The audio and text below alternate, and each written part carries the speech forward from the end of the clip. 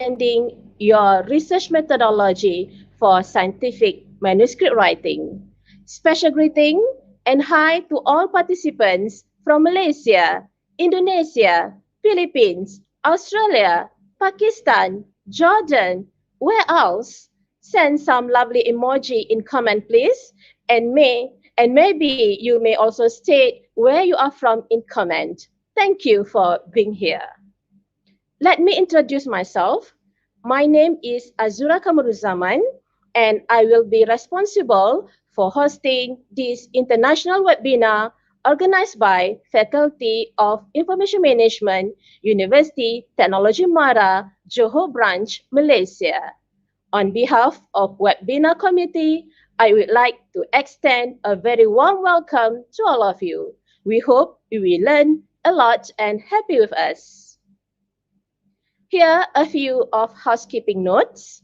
Today's session is live via YouTube UITM Library and Facebook PTDI UITM Johor. There are two sessions of webinar. First session, we will explore on research design, and for the second session, we will discover on literature review and research methodology. If you have any question, please use the comment feature. Our speaker will answer the question after each of the session. Disclaimer: the aim of this program is to cultivate the knowledge. The opinions and assertions expressed herein are those of the speaker and do not necessarily reflect the official position of University Technology Mara. Ladies and gentlemen, our focus for today is to embark understanding on research design and methodology specialized on scientific manuscript writing. I'm glad to welcome our honorable speaker, Dr. Merbash Nilashi, visiting researcher at University Technology Malaysia. Hi, Dr. Nilashi, and Hello, everyone. Yes. a little bit about him. He published more than 100 ISI papers in high-ranking journals. His articles was nominated for Atlas Award from across Elsevier 1800s journals. He also received high citation achievement in Google Scholar and Scopus databases.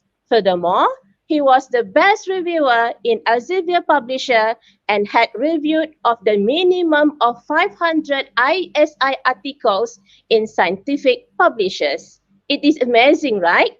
Now, without further ado, we will turn the time over to Dr. Merbash Nilashi. Okay, thank you very much, all, and very good morning to you and the people in UITM that invited me to be a speaker of this webinar.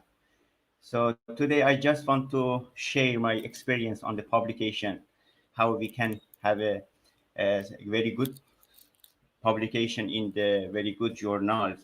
So today I am just sharing my knowledge from for about 10 years I have in the research in my area.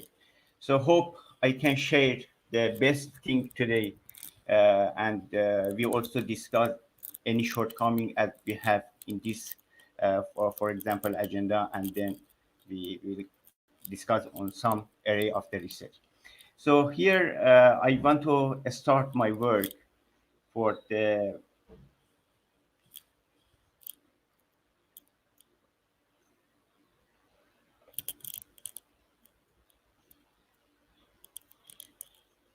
okay. You have my screen now?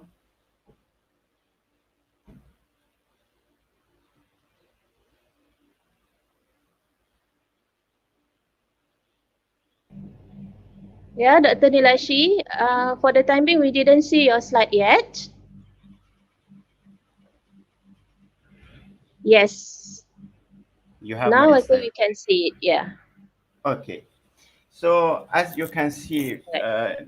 I Yes. Yes. started my work from 2014 till now, 2021. Then always I had I have been active on the research in the area that I am. For example, in machine learning, data analytics, health informatics, and environmental informatics.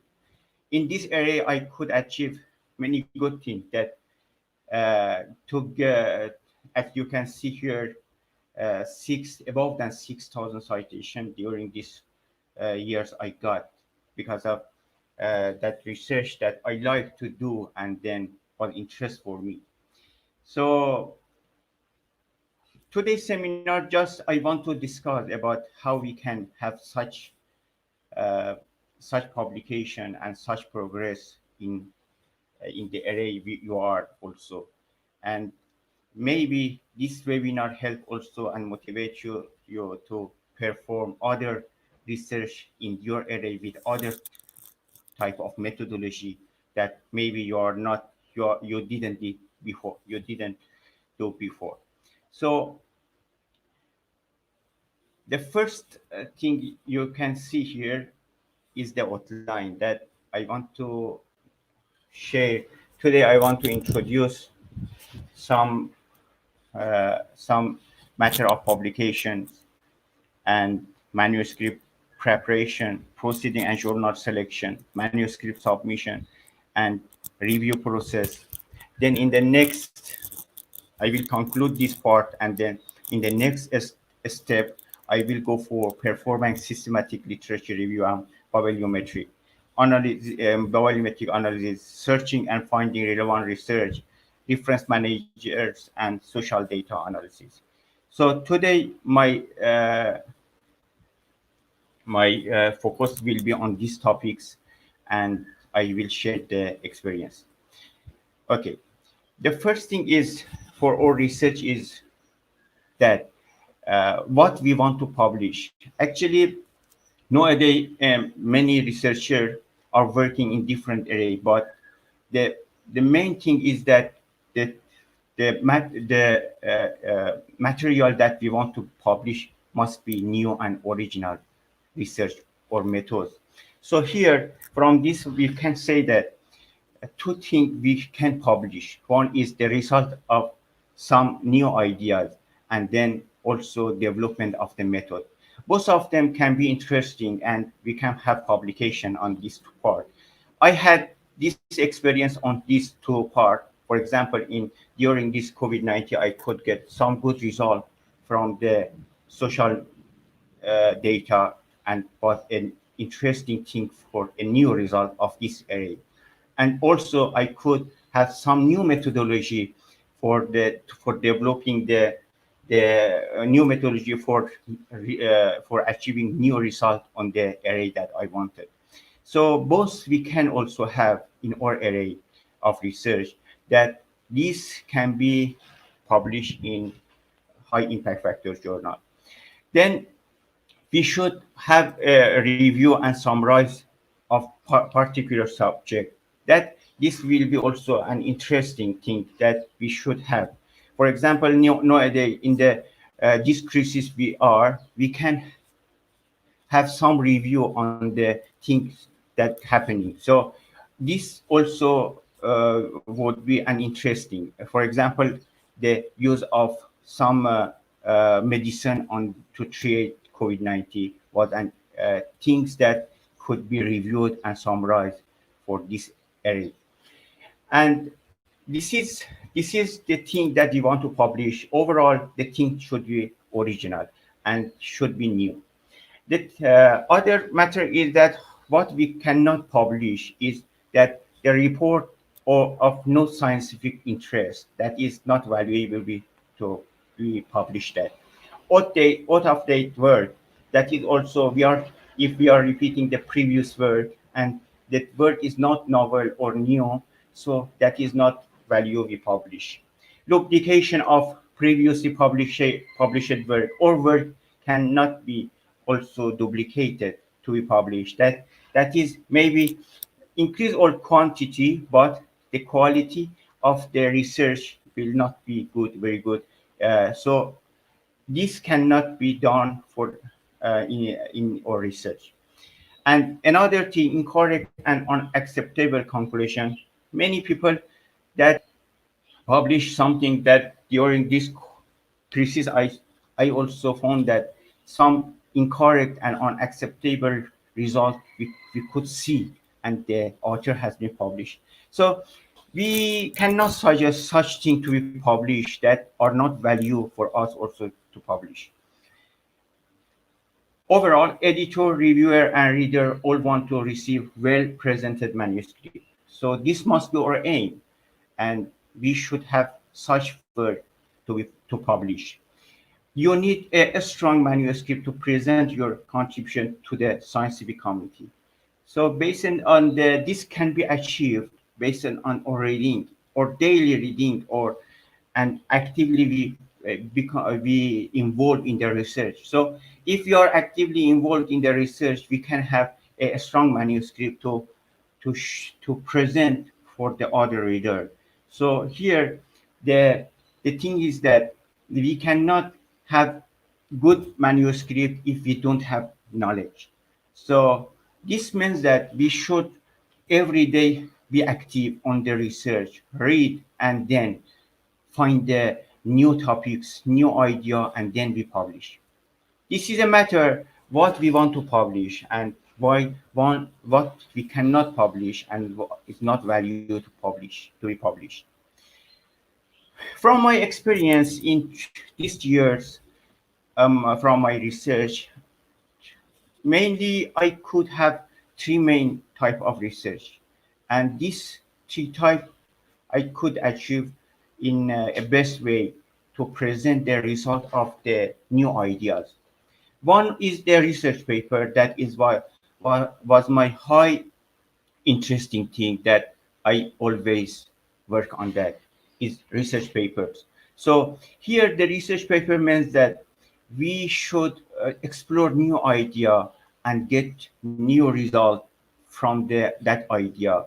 So this will be a research paper that include some complete and comprehensive piece of research, original research or new method. So before I mention, this type of research paper can be in both the result and the method. So here, the thing when we should have such paper when we can have a new idea on the methods and a new result on the new topics. So another thing is letter or short communication. That this is also an interesting thing. A short paper we can have in a new situation is a specific situation. We can have such things. For example, in the COVID-19 situation, we can have some short communication. One was for me the use of, for example, for complementary medicine in COVID-19 maybe treatment and or prevention. So that was very interesting for me, and I could publish two very good work in this area as a short communication. So here, if we have a new situation, for example, no, we can have some result on the economic, for example, shortage on the COVID-19 crisis, yeah, between Indonesia and Malaysia. So this can be published in a short communication, and many other idea also we can have. So this short communication will be very fast publication and very fast review in the new situation that we are. So I suggest also do such research in your array that will be interesting for for you. Also, you can publish. Another thing is review papers. That review papers is the summarization of the recent development on a specific topic. So here, the thing is that we should review the papers that previously has been published, and this give us a new idea for their result. So we should conclude nicely this paper and summarize them and get a conclusion based on their result. And this new conclusion can be another stage of the research for research papers and or other material. So review paper will give us a result. That result can be still published, still can be further developed by other researchers.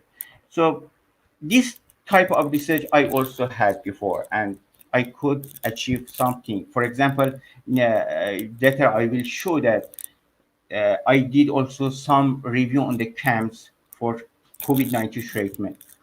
So this three type of research was during this year I did, and I could achieve something good.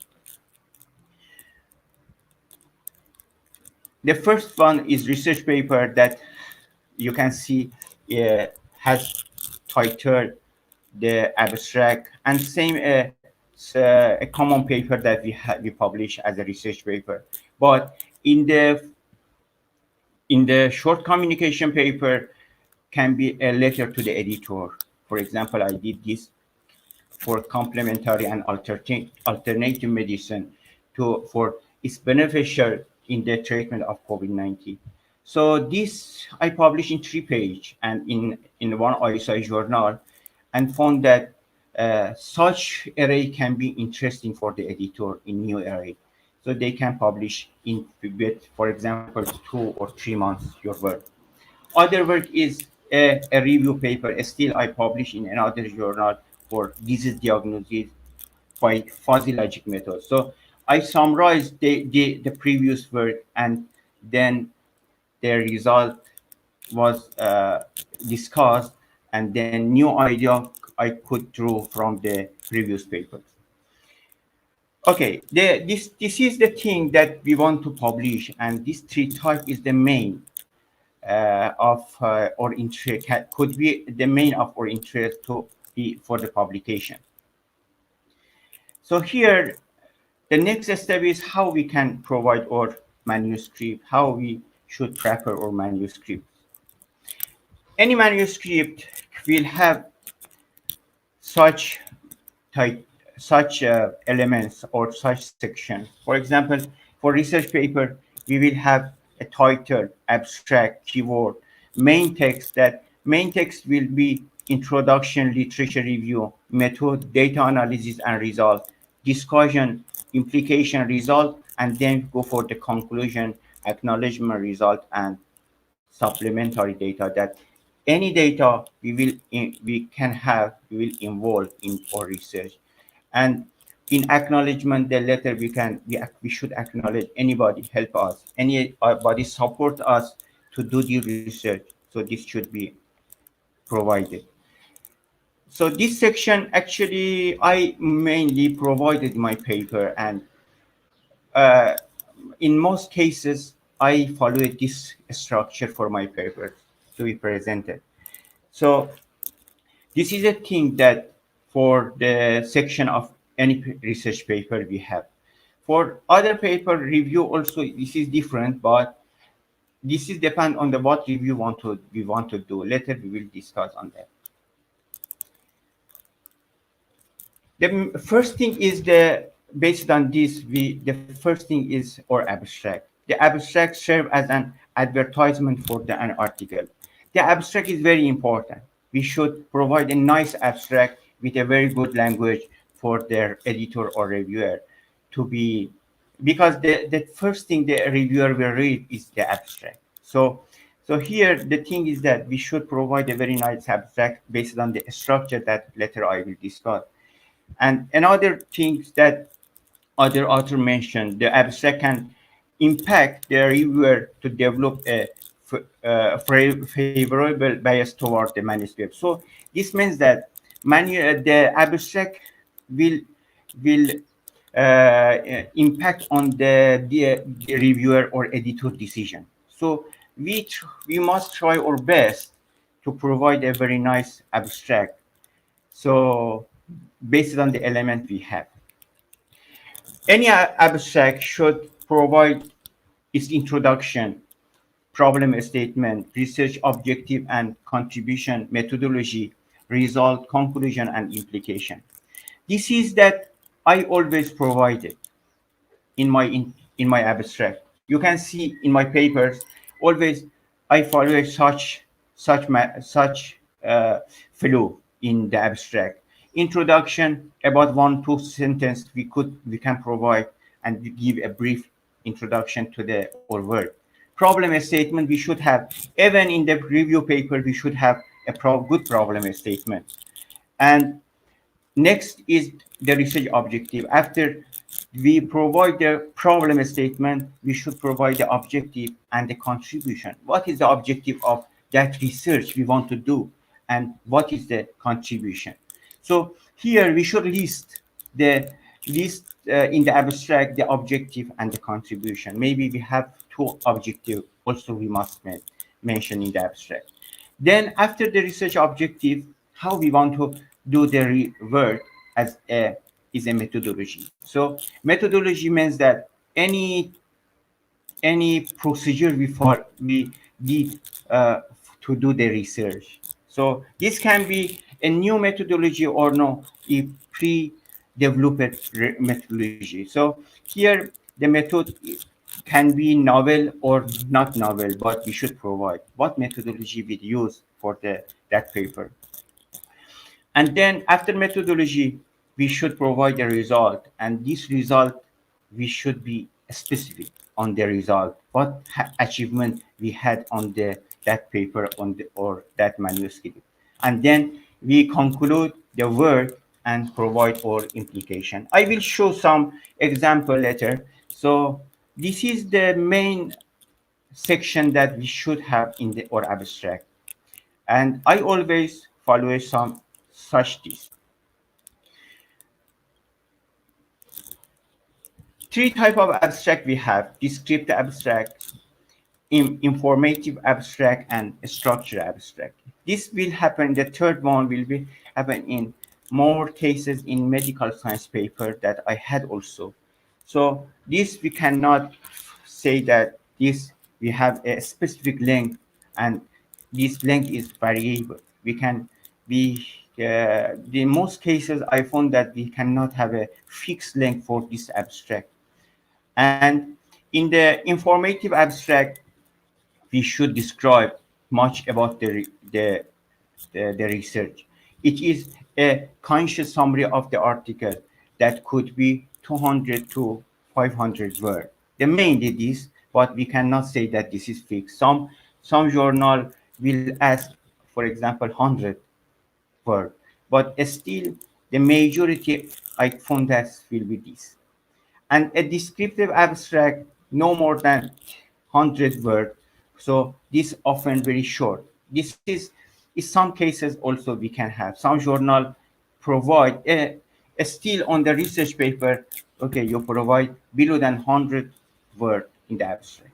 So these three type of abstract I had in my research also, and you can see this abstract is still I provided for this research, and exactly I follow this structure for this.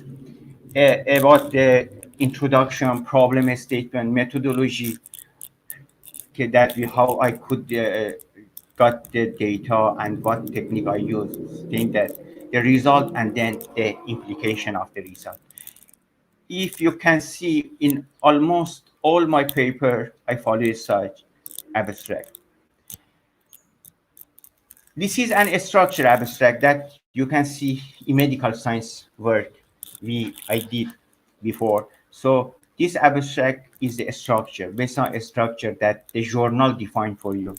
Background and objective, methods, and other things. You can see result and conclusion.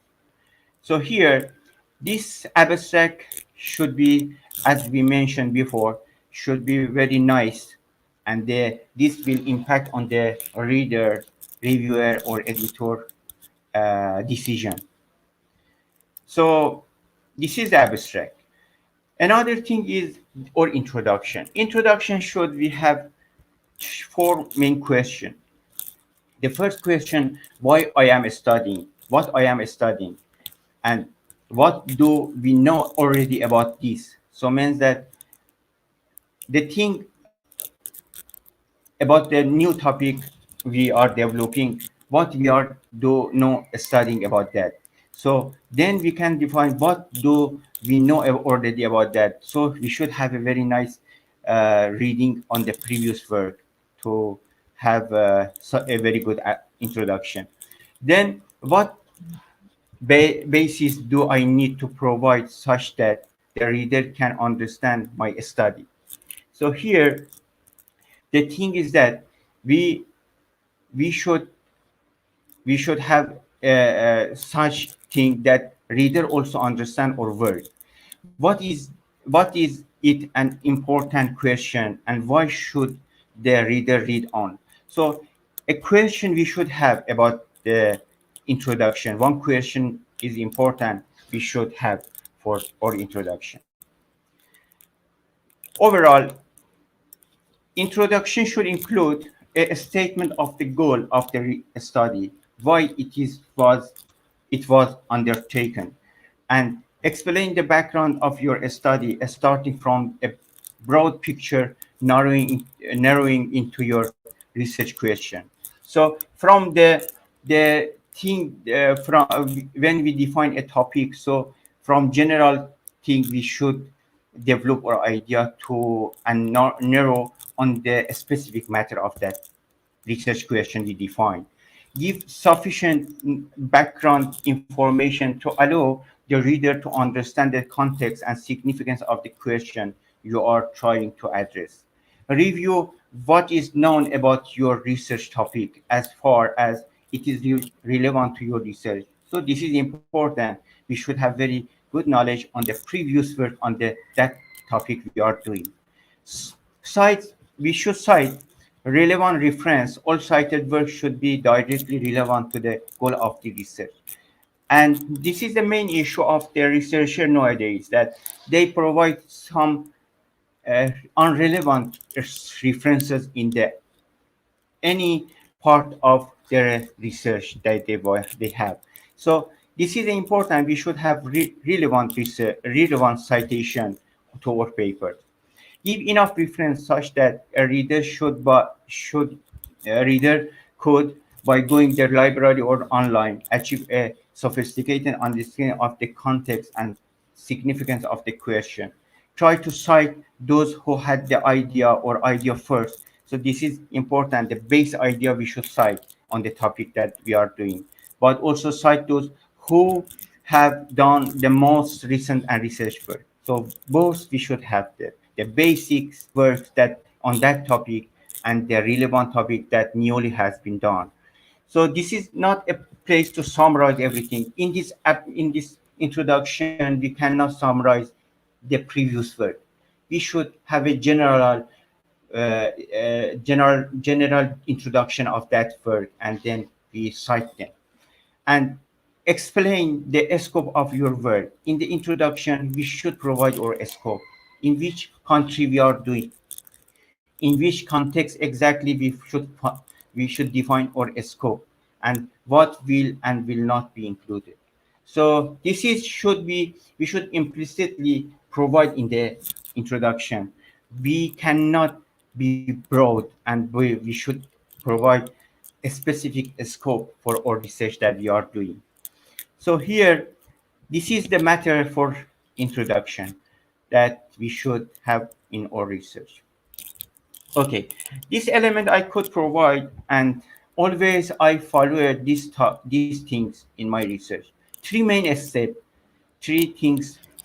step, and I always uh, follow it for the developing the introduction. The I get three paragraph, the main paragraph for my introduction. One is what we know and what we don't know in the second paragraph, and in the third paragraph what we need to find out. So these three paragraph, I always think about these three paragraph, and then I develop my introduction based on the idea we have here. So in the first paragraph, I did always what we know and introduction of that word from base to now, from now we have. So This means that we should have a very good knowledge on the topic. We should read the previous work and we get the knowledge, then develop the thing for in the next stage. So if we read the previous work and we will find the shortcoming, we find the limitation of the previous work, then we develop the next step. What we don't know, and this can be done can come from the previous work readings. So this is important to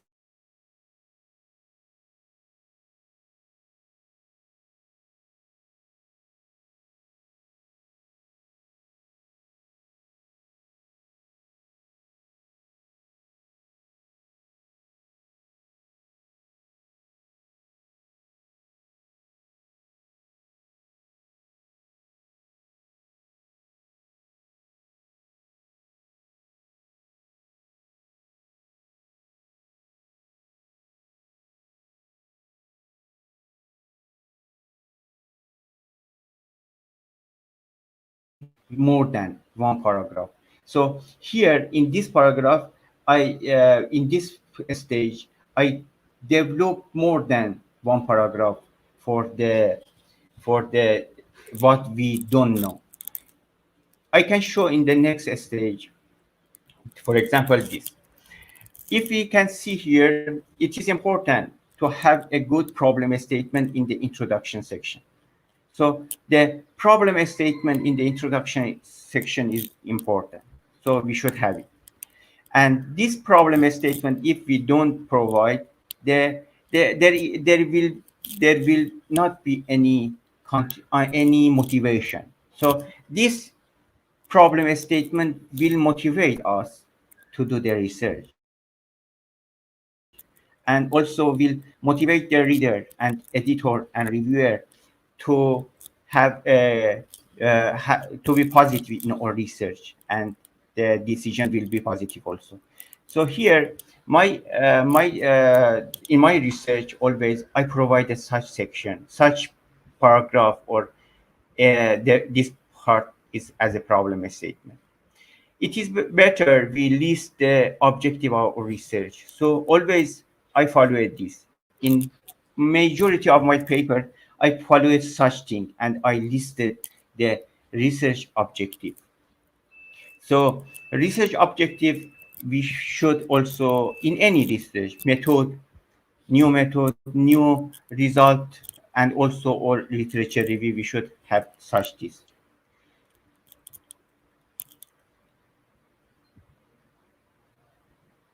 Okay, here the another matter is that before listing the contribution, we should have a general contribution statement.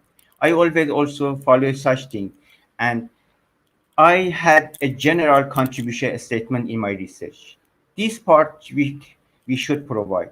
Then it is important to list the contribution of our work in the introduction section. So here, if we provide a problem statement, we should provide the objective, list the objective. Then we should have a general contribution statement. Then we list the contribution. So this structure I always do in my research, and find that will be beneficial to any research we have. So this structure for me was nice to have in my papers. And then before listing the contribution, we should have a general thing. This is another example that I provided. Still, other my work also same structure I provided. You can see. And other matter in the introduction section, we may have a table for the abbreviation. So this table is important. We have. I always in my majority of work I provide such things. This will give reader to better read our work and see what, for example, abbreviation we have. So we should have such table in the introduction section. And then the final statement that many researchers forget is the organization of this work. So this organization we should have at the, maybe it is not very important, but better we have it. And some in my papers that I submitted, many reviewer that still make a issue here, and then why you didn't provide it, for example, a structure of your work. So better we have such a statement in or in the last paragraph or introduction. Okay, so we went for the abstract introduction. Then any question here later we will, for example, discuss. We can have some. We can share other idea also later. But in the next stage is the related work that is important part also for our research. Almost in my many all my works, I provide a such section. So after introduction, we should provide and least discuss the relevant work that on or a specific topic that we are doing. So related work is important part, and this part should be at least the updated reference we provide them. All reference will not work, but updated reference, for example, for last 5 year or 10 year, we provide that this should be in the related work. So in the related work, from my experience, we should provide updated reference. So this means that we should see that how many papers actually and on that topic we have. So we include them the updated one. That editor also like the updated reference in that part. So then we provide a comprehensive table of for these works that is on our topics.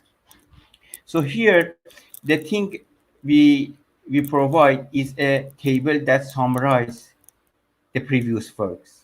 This should be in the related work. General overview of the works we should provide, discuss on the papers, break into several paragraph and section we can have. For example, in related work cannot be in one section, but we can define it in the several section. And then that many authors and many researchers forget is the make a conclusion. Means that in related work, still we need to conclude the works. Still, when we review the works, we should conclude them. So if you have a good conclusion, the reviewer will see that the previous shortcoming what have been and why you did such research. So from my experience, I did in my papers. Always I have this section and concluded the related work section. So I also suggest the others to have such section, such paragraph for the related work to conclude the works, the previous work. Okay, an example I here can show you here the related work on the Parkinson disease I provided before. So almost the recent work I included and have the what method have been done on the this topic on the Parkinson disease. So this table will give the reviewer, the editor, a good idea to further review your work. And this is my suggestion. We have such table in in our work. And then it is important to have a conclusion interrelated work. I do the conclusion based on the. This is the conclusion that I did in my previous work, another work on the sustainability. So when I finished the related work, the last paragraph I concluded what was the shortcoming and what I want to do in this research in the conclusion section of the related work. So here we can have such section. Then we go for the another matter. It is important to discuss each paper and provide the result. Many just list a paper, but we should go. We should be specific. You can see each paper we should nicely discuss. If we have a good discussion on the previous work, the editor will consider our work. Some rejection will go for this because the people just list the papers, but never discuss the papers, never discuss their result, never discuss their method, never discuss their idea. So that is important. To do so, each paper must be completely checked through its abstract problem statement in the introduction, method, and result. I do always such thing. When I perform the related work, I do such thing, review one by one what they achieve, what methodology they have, what data set, data collection procedure they had. So I had such review on the previous work. Still, this part can be a systematic literature review, but should we don't have any procedure for this if it is a research paper. So this part is important. We have and we nicely develop the related work section. This is the related work, and then the next stage is our methodology. So in the method part, from my experience, we have different methodology for our research. At, in the majority of the work, my work, same thing that today I want to discuss, I provide. If still we have a statistical approach, for example, survey approach, we can have such. And many say that maybe this is different with the machine learning research or data analytic research with the survey based or other matter that we have in the hypothesis based research. But I think this can be for all research, and I did same thing for the almost all of my work, even the survey base. So here, the method part, we should provide a general framework. This general framework, many in the survey base also they forget to provide, and this is a wrong. This is a shortcoming on the research in the method part, and because this give a flow to the this give a general flow, and the reviewer or editor, maybe a reviewer, so will find that what is the procedure, and he or she will not go further on the text, but he will see the extra is the general framework on the methodology. So maybe he is, for example, expert on that area. He will not, for example, go in depth on the explanation of the method. So he will check the general framework. So we provide better, we provide such framework for our method. Explanation of each step involved in the framework. So if we provide a general framework, we should explain nicely each step. Each step must be explained nicely. Even if each step has a new technique, we should provide it with references, with anything. So each step we should explain, and that I also do this. Providing mathematical background of the technique and providing of their aim.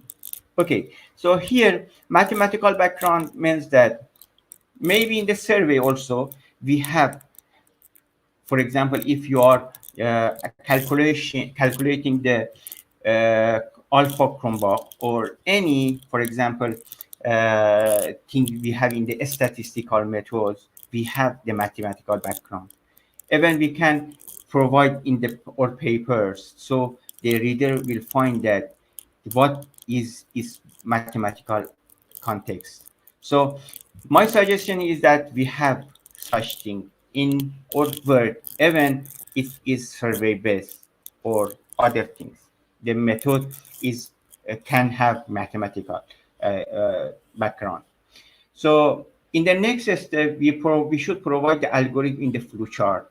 So I always also do that can provide some algorithm that will involve in my research. So this algorithm can be provided in the flowchart we have. Then cite the main author of the technique in the method. For example, if you are using SCMPLS, we must have the citation of the main author that provided this method. Any method has, I think, we have the base author for that method or technique. So it is ethical. We provide we provide the citation to that main author, and then providing mathematical background of the technique in figure. This is, I will show some example. These things I always do in my research methodology. Even in the survey base, I can have the majority of this part. But this part in the some other technique, for example, technique, all part I will provide. I have provided. Here you can see that this is my previous research. Always I have some a snapshot on the methods, some general diagram I can provide for the method. So here, if I am, for example, for evaluation of the sustainability I have, so this figure can give the flow. What stage has been done to achieve the final thing. So this general framework give a good perception to the reviewer and editor to further consider your work. So this is a general framework. It is important to have a general framework for the proposed method. Same thing. And then another thing here, you can see for the survey base also I provided such thing. So this general framework still can be provided for other type of methodology we have, not just machine learning or other matter, but in survey we can have such that. So this is the thing in the for general framework. It is important providing algorithm in the flowchart.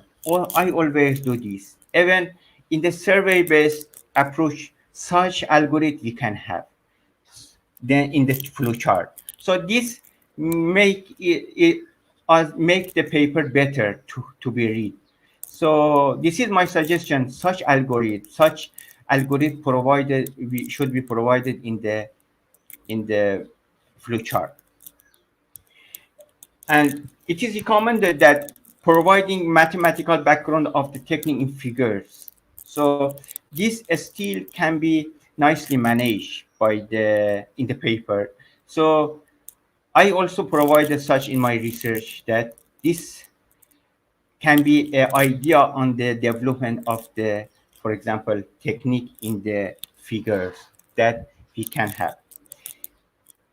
And this can be in method part, and in example that in my paper you can find almost I provided such thing in my papers. So I could also publish in a very good journal. So this is the method part. Another thing is data analysis and result. For data analysis, this is very important part, and I am caring about this part is data analytic and result, data analysis and result. So here the thing is that we provide a complete explanation of the data collection and its procedure. This we must have. If we don't have such explanation, we will our work will be failure in to be accepted or further considered. This part I always also do, providing a snapshot to show where the data has been collected. This is the collection of the data. I also do the job here. Visualization of the collected data, providing a flowchart for data analysis, providing table and figure and explanation of analysis in with numerical output, and providing comparison with previous works. So here in the providing a snapshot to show where the data has been collected, this is different for different contexts. For example, if I am collecting the data from social media, so I can provide some snapshot. This will give a still reader to better evaluate our work. And even I always do the visualization. Even in survey based, we should have this. If the author have the ability to visualize the data, and this make very comprehensive our work for the reader, and later I will show that is what is the value of this part. Providing a flowchart for data analysis, this is an important part, and I also do the job here, did the job in my papers for this section. Providing table and figure and explanation of a numerical example. So numerical example will give a good perception to the editor and the reviewer how you calculated the output by numerical example. So I always do this. Always, then my majority work I do such thing and provide this part, and then provide comparison with previous. Even in survey-based methods, we can have this comparison in a table, and that then the many requests of reviewer and the editor is this part. Why you didn't compare your work with the other work that previously published? So, in the machine learning, for example, I did many paper. I provided almost on all papers, but for example, in the short communication paper, I didn't do, but in my research paper, always I did this. And even in the survey-based papers, we can have such that, and we should provide the comparison result with the others. Okay, one example is here that this procedure we provided for the flowchart of data analysis. What flowchart we had for data analysis? So I provided this give a good a snapshot to the reviewer or editor to evaluate our works. And then providing a snapshot to show where the data has been collected will be beneficial for the reader. And if you can see in this, I did in Malaysia, that data I collected from this, for example, spot tourists in Malaysia, and then I provided some snapshot. Later I will show almost on my tourist research with machine learning, I provided such a snapshot. And in survey based, maybe we have such, but this is depend on the research that we want to do for the data collection part. So this also give how we get the data and from where we get the data and the nature of data, what will be, and the reader or reviewer or editor will better detect the data collection part. And another thing, providing example to show the how is the nature of the data. For example, this part I provided, we can see that how is the nature of the data. For example, here data is numerical or textual or any. So here, the nature of the data should be provided in the table. This is my suggestion, and I always do this. I always provide so my suggestion is that also in survey based we can have such thing. We can have such data in what scale we had before. So this we should provide, and then providing a complete explanation of data collection and its procedure. The data set description I had before. For example, this data collection, if I do in the social media, so in the social networking site, nicely I provided how I collected data. You can see how many data I collected and other things. So providing a complete explanation of the data collection and its procedure, its nature is very important in the data collection part. So this is also another example. For example, I provided a table to show what is the nature of the data. Maximum what have been, minimum what have been, mean ST division, and detected nature of the data, how it has been, and what factor we have, what input, what output, what output, output we have in our data set or data. And another thing, providing visualization of the data analysis. I always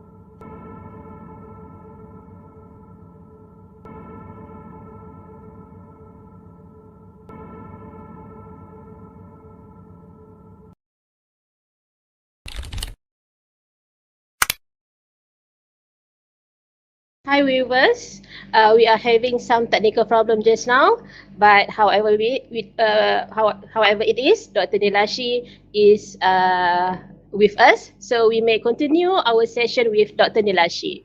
Which slide? Stop. Sorry, doctor. Which slide? Yes, okay, we can see the slide now, Dr. Nilashi. Yeah. Which slide we couldn't see before? From which slide? Stop. Yeah. This one, manuscript preparation, data analysis and result. Yes, this one. Okay. Thanks. So here, the thing I provided is the description of the or data. So the nature of the data here I provided with the explanation of the data. So any type of data we can explain saying this. Another thing is visualization.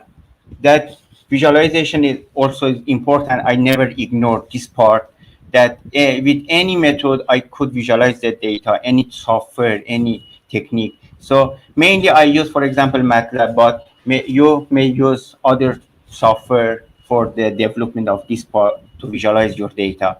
So my suggestion is that we have always such part in our papers, in our research.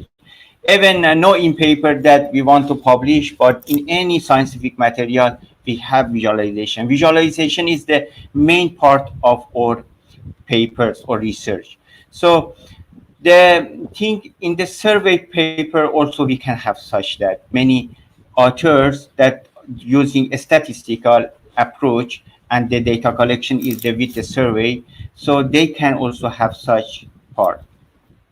And the thing there is that providing a table for the output and the result. So this table also in the majority of work, if they are not, for example, short communication, maybe in the short communication we can't provide such table and comparison. But in research paper, I always provide such tables with for the comparison with the other previous techniques. For example, here, two type of comparison I have. One is the previous works, and another thing is the work that I developed. So these two techniques I have developed, so I can also still compare with my work in that paper I am doing. So it means that two type of comparison we can have in one table and then compare the result. This result can be with any measurement. For example, we have in the survey papers, we also have such tables for the comparison, but maybe it is not in the numeric, will be in the, for example, relationship. For example, we have then whether the relationship they accepted or and we accepted.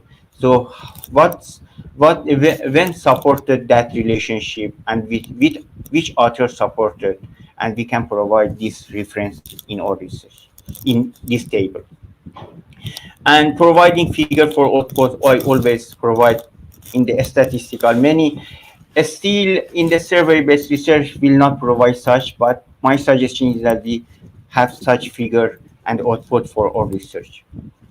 And another thing is that I mentioned before here is numerical example that we have, numerical output, that even in my research that I had before, I provide such thing.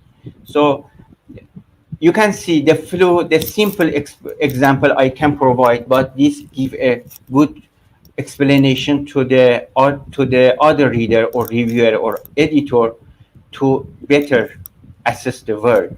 So my suggestion, if we can, if it is possible, we do this. This will impact on the reviewer and editor decision to accept our work. I found that the majority I work, I provided such example. The editor has accepted finally my work. So the even in the some survey based, we can have such this. There's some calculation on the relationship, for example, we can have in our paper with maybe some author, some researcher don't have any knowledge. But my suggestion is that if there is any output with the software, there is any formula for the calculation. So even in the with simple example, we can provide such things in our papers.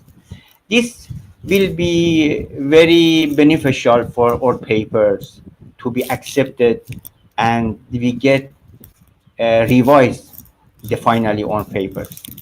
So another thing is the use of the software, how we set the software. For example, this G-Power I use in my papers, for example, if we provide some snapshot, it still will be good for for our paper to be to have we have a positive decision in on the word. This is this part. After we provide such things in the result, we should have explanation on the final result that with numerical. You can see, I think almost you know about this, because in survey papers you can see almost the authors provide such thing. So but some will not provide. The suggestion is that we provide, and this part is also important, explanation of the result with numerical output. That is important.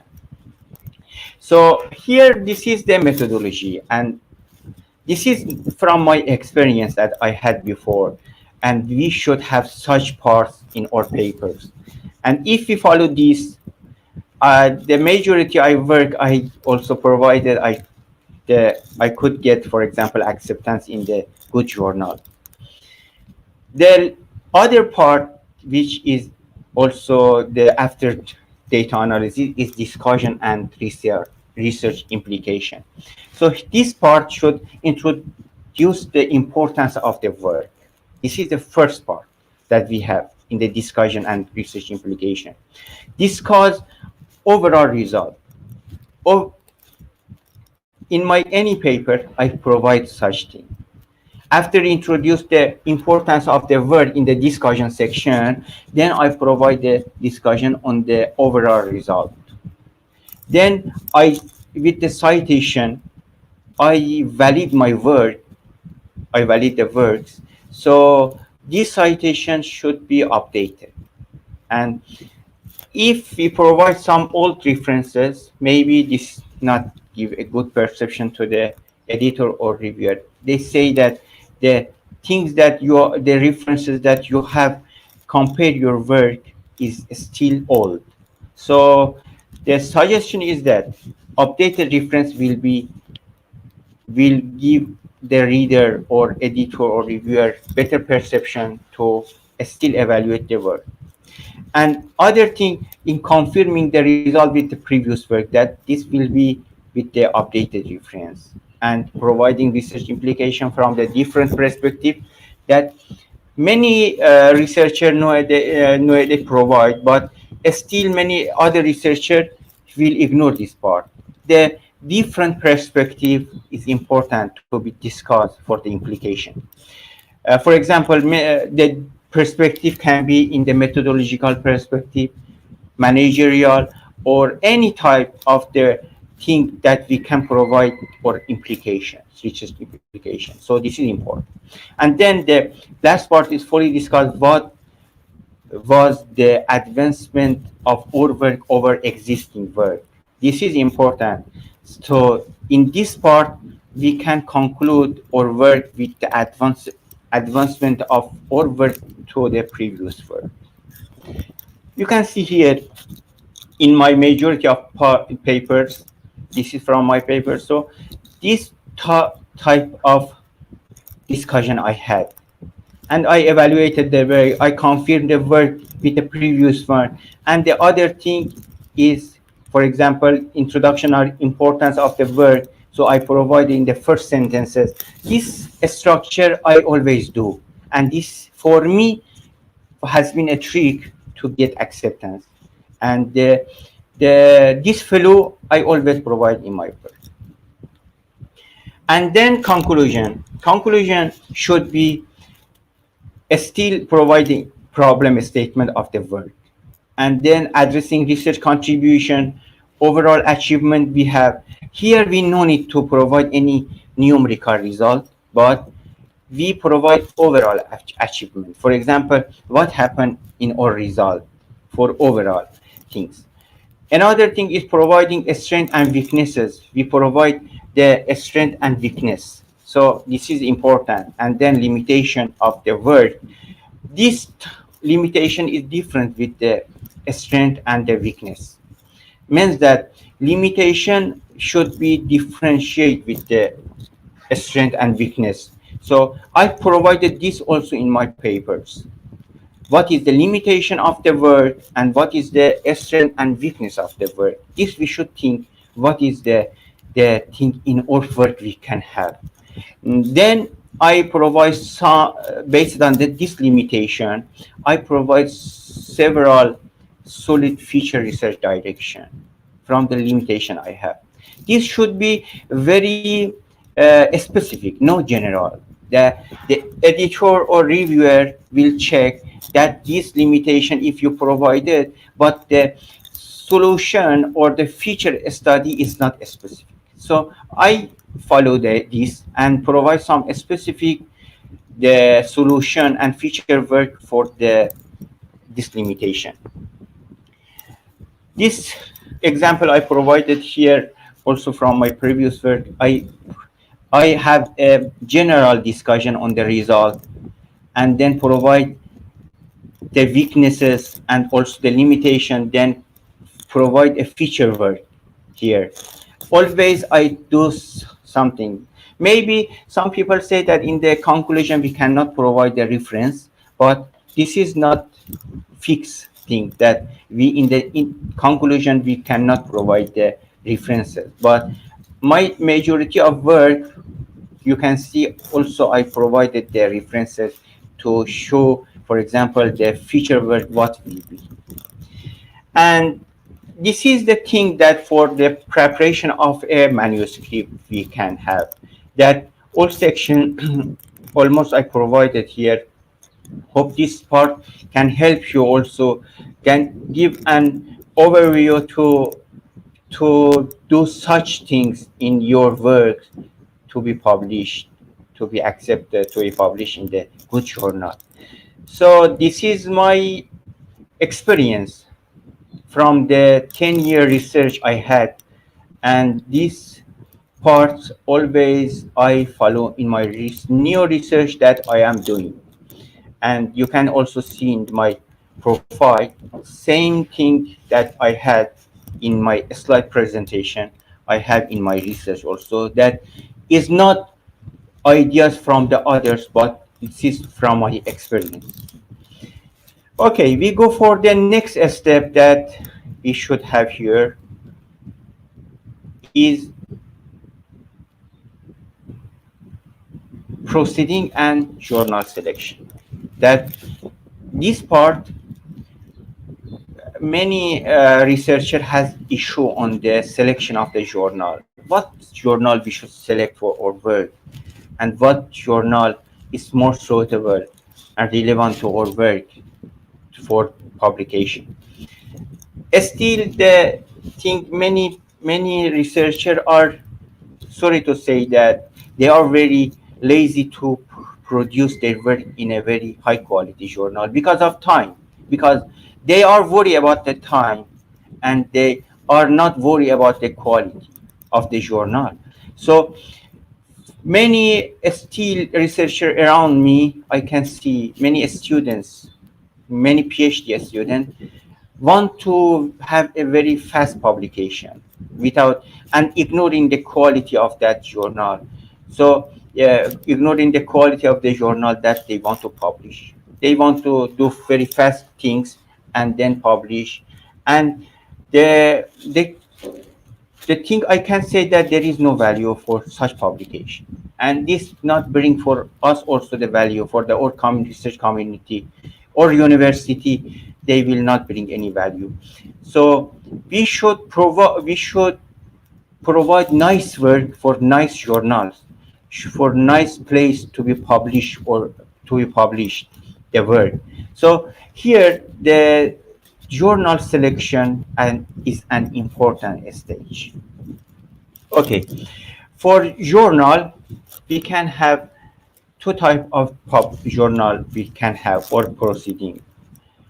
Then some of them with the APC, some of them are not with APC, but they provide optional for optional thing that we can publish or work with the APC or non-APC. So here the majority of popular publisher I provided here: IEEE, Springer, Taylor, Nature, Elsevier, Wiley, Emerald, and Sage. I, based on my experience, I could publish in some of them. For example, I had one Nature paper, Nature publisher, in Nature publisher. Elsevier was the majority of my work, 100, more than 100, I think. I didn't calculate. The work I published it here. Wiley, I had one too. Emerald, I didn't send my work. Uh, Sage, I couldn't publish about two, 4 or 5. IEEE 2, 3, and then Springer also about 10 papers I had. So here, this is the our selection. What publisher is very important, very nice for our works, and what procedure is good, what procedure they have, and then how it meet our criteria. From my experience, the flow of that publisher is important.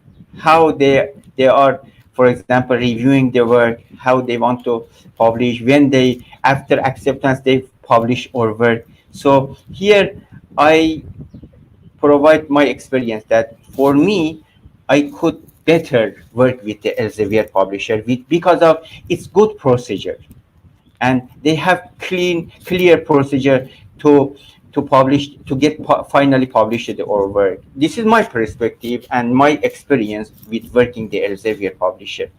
Other, I didn't some try, but still I submitted some work here. I could publish then, but for me Elsevier was the best one by now. This is the suggestion for me, that select a appropriate publisher for our work and the procedure they have. This is important. So here, the publisher of Elsevier, if you can see, they have a database as, for example, Science Direct, that you can see how many journal they have, how many publication per year, per day, per month they have. You can also get a statistic on the Google to see what publisher has what statistic on the publication. And each publisher has its, for example, database. For example, IEEE Explore, Springer has Springer Link, Elsevier Science Direct, Nature has its publisher, and any publisher has its database, and then we can search on their database the paper that I provided the link here for each paper. Then we'll share this in this slide, and you can check. So here, the question is how we can find the journal, suitable journal. Is the fact that the publisher provided some tools. For example, the Elsevier provided this tool, Wiley provided this tool, Journal Finder, to find the appropriate journal. So Journal Finder is a tools. We can provide our topic, abstract, keyword, then search, and then they list for us the journals that meet the criteria for publications. So we can select, we can see the quality of that journal, we can see that the scope of that journal, then we send the work to that journal. So this is the Journal Finder. We can also go for the Scopus SCI major country journal ranking. Also here we can see that inside journal citation report we can. So these three mainly I do, and I do the job for the search. So the first thing, if for me, based on the experience that I have worked the publication, for me inside journal citation report was the best, for example, resource to find a journal. I always check for the credible source to find the which journal is important for my work, and then I send the work to that journal. Here you can see that journal selection, journal finder. You can see that I provided here the topic, the abstract, the keyword. Then it lists for me the journal that I want to submit my work. So then any journal based on the criteria they have, I can select and then I can submit my work. Another thing in inside journal citation report to check the quality of work, that this is important for me. I do this job here. And for example, IEEE access, I can search here and see the, for example, its quality, its impact factor, its rank, and other, for example, criteria for the selection. Other thing is SCI major that we can see here. This is also important part, but for me, many also some journal are not credible. We can still find here, and I you must be very careful when selecting the paper, when selecting a journal from here, because maybe some journal are not they are discontinued with the Scopus index, for example. So here, if you select a journal, you must be very careful, because many journals still here they are available, but author will not be aware about the progress of that journal. So this can be a good choice for the selection of the journal, but when I select the journal here, I carefully check the paper with other source also. So this can be a complementary resource for the checking the journal. And here the good thing is that we can rank we can sort the journal based on the SJR ranking and other things, but we cannot find here the other thing. For example, in the journals impact factor that is they have. So here I think can be first checking, but complementary of other resource for journal checking. And for me, two things is important. One is journal impact factor, that the calculation can be here for 2-year citation, then the sum of the paper for them. So here, this is main criteria for me, and the site score. Site score also a new metric to help you track journal performance and make decision. So journal with high site score can be high quality journal on that area you are. You can see here site score of one journal impact factor in the Elsevier. Almost all publishers provided such information, and you can also check the journal quality with them, journal metric part. And the scope of this journal, we can see what is the scope of that journal and what scope they will not be. For example, in this part, they will not accept any submission. So it is important to read the front page of any journal to check its quality, to check its scope. Then many authors just send the paper to a journal, but they are not checking its quality, or the main thing is a scope. They will not check. So the suggestion is we read nicely here, then submit our work. For example, this journal, they have provided the information and also guide for authors. We can follow this guide for author for the how to provide our manuscript. For example, here, guide for authors, we can see every part. Many authors still ignore this part, never read, and then submit. This is still time consuming for time wasting for the author. To without reading this part, they submit the work, and this not be very. This will waste author time, researcher time to, for example, get in a reasonable time the acceptance or rejection of work.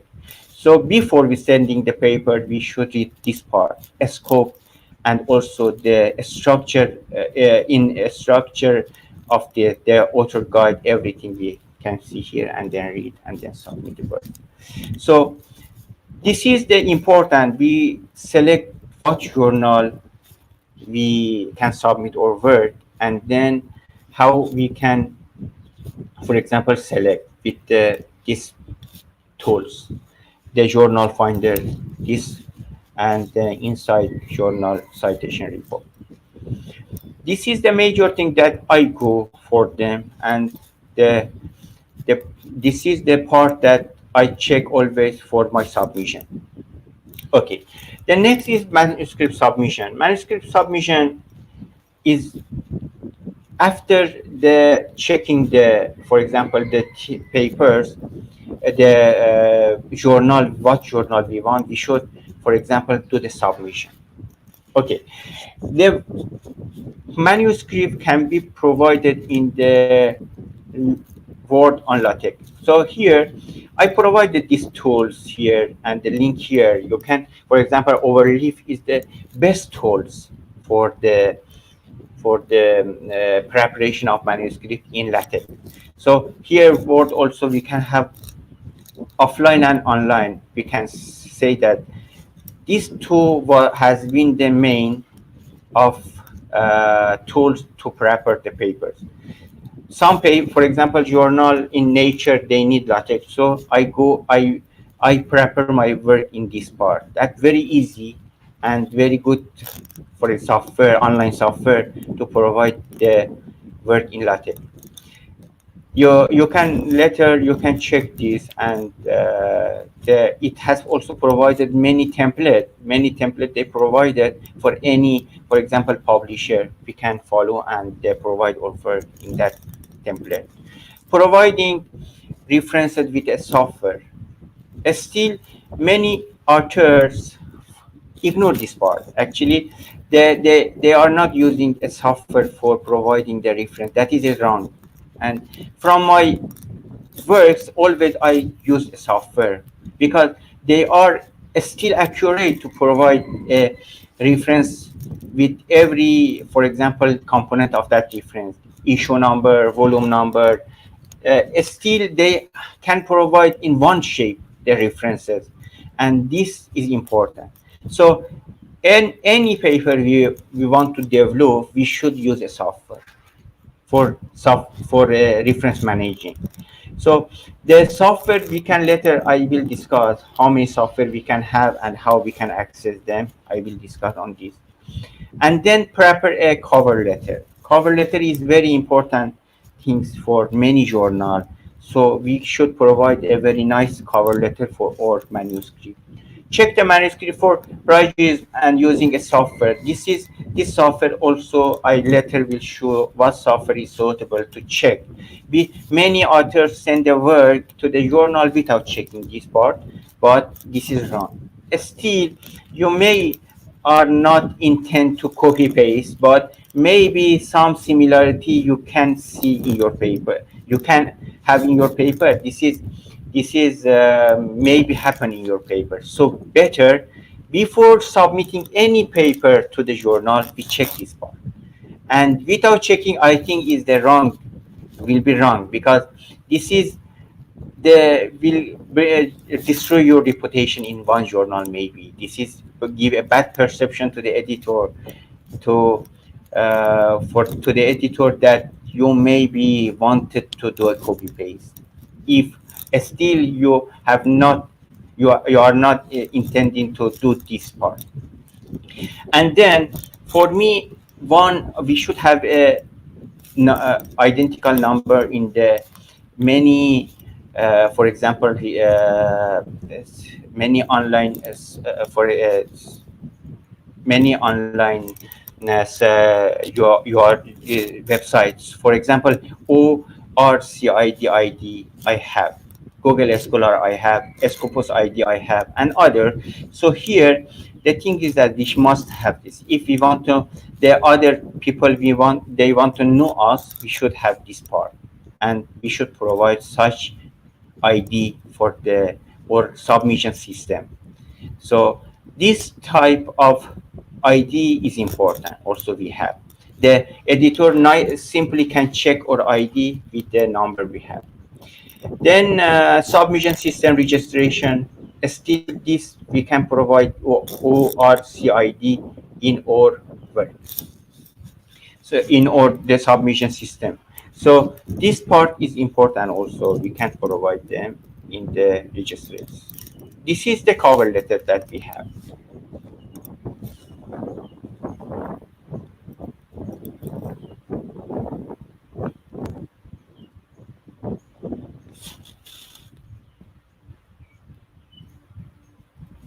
Okay, the cover letter we can see that if I provide the here,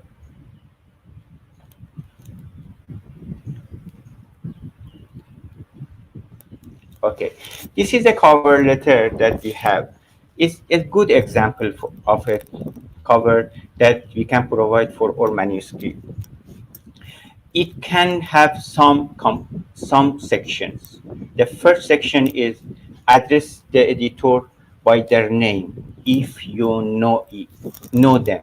For example, if we know the editor, we can say call his name or her name. If no, we can say that, for example, dear editor or dear editor in chief, saying that. And then we provide include your manuscript title and the name of the journal that here we can provide. And in the next component, we can provide a state that your paper has not been published, is not under consideration by other journal in this part. And then in the next step is the stage 4, that we will provide the briefly describe your research, why it is important, why the reader find it interesting. So here we should provide.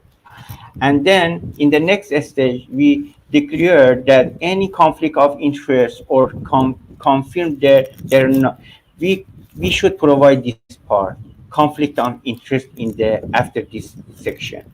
And then we go for to include the contact information for the yourself and the co-author in the last stage.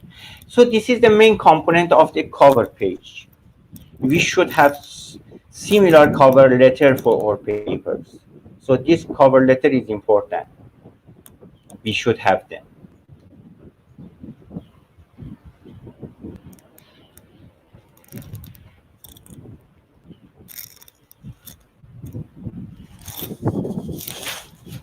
Okay, this is cover letter. And another thing is providing references with a software.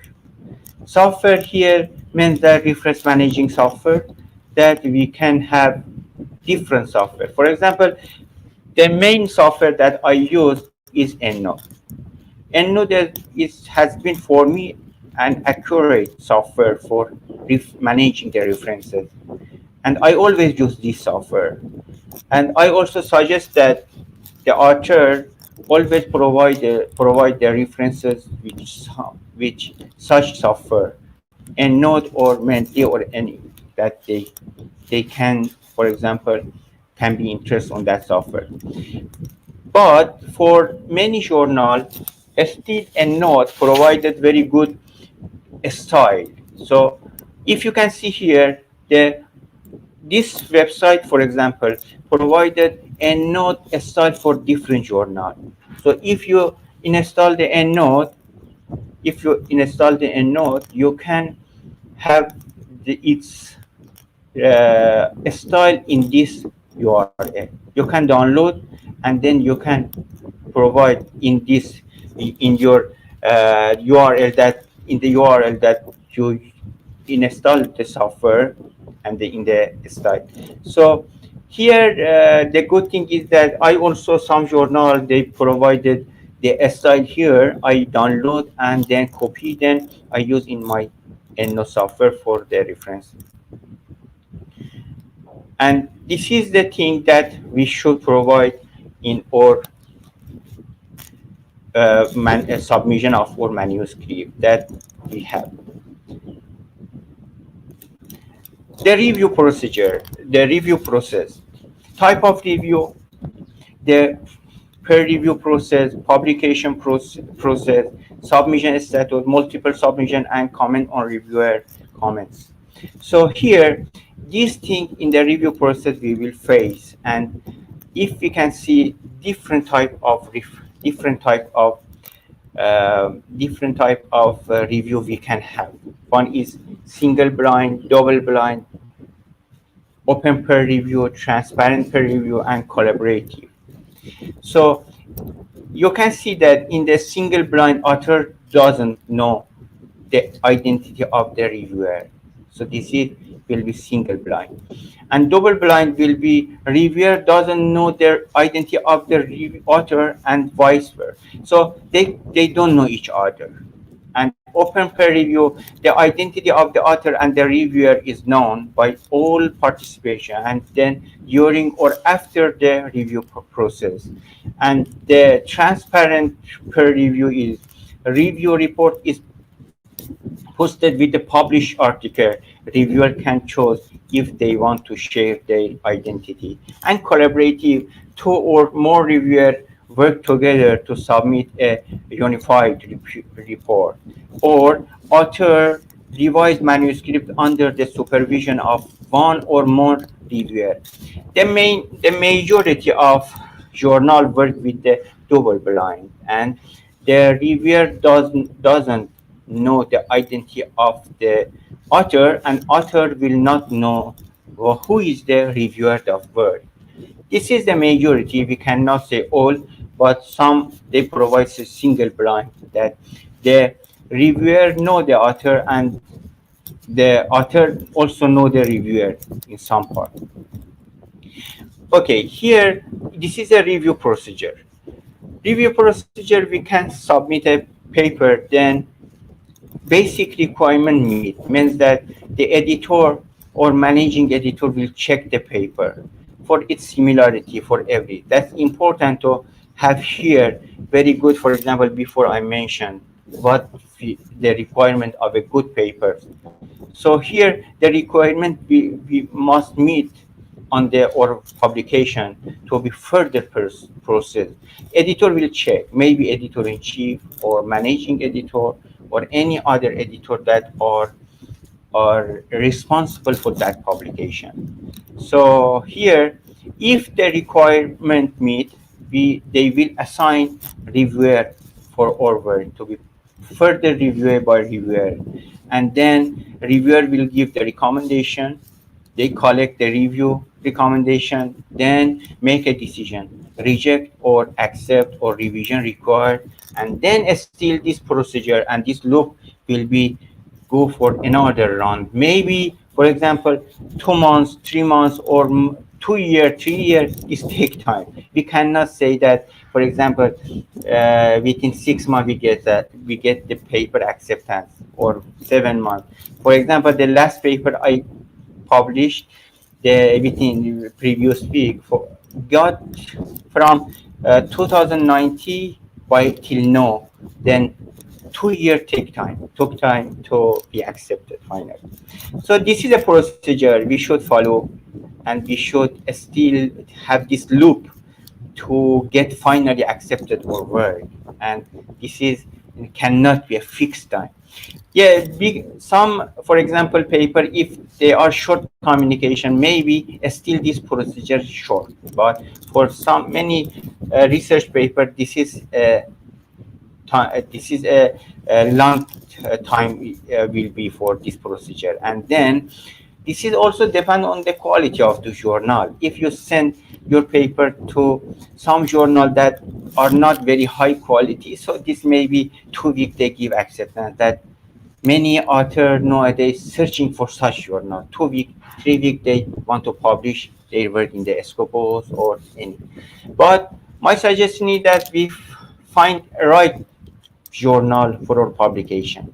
The quality must be important here, and if we send some paper for short review, for example, this we should see that will affect on the quality of the work or not. The journal that we want to publish, whether this is value for us or not.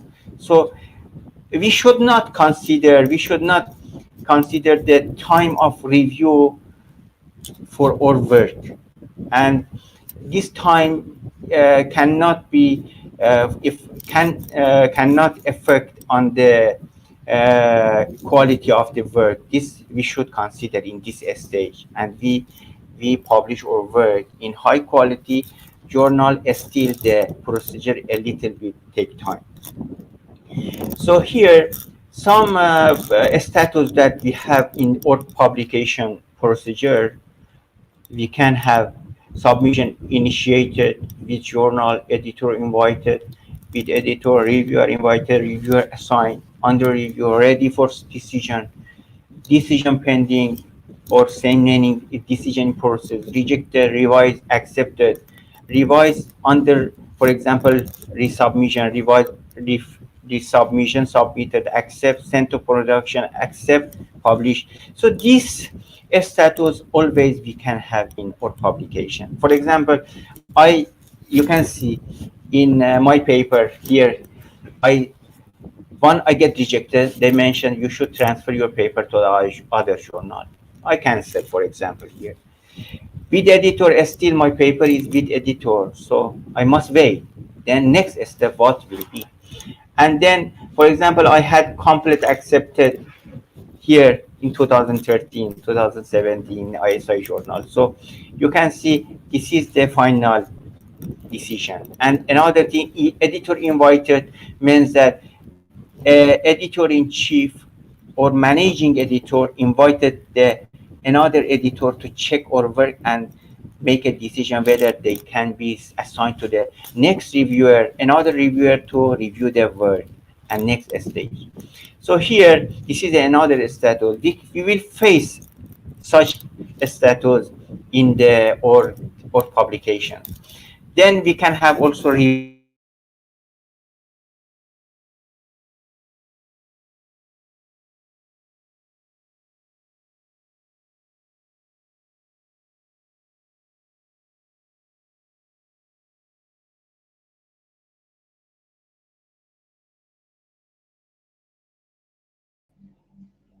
Decision. Dr. Nilashi, you are not with us right now. Dr. Nilashi, can you hear me? Yes, Okay, all right. Okay, we just continue. and you have my slide, no, doctor? Yes, yes. Okay, we can see your Okay, slide.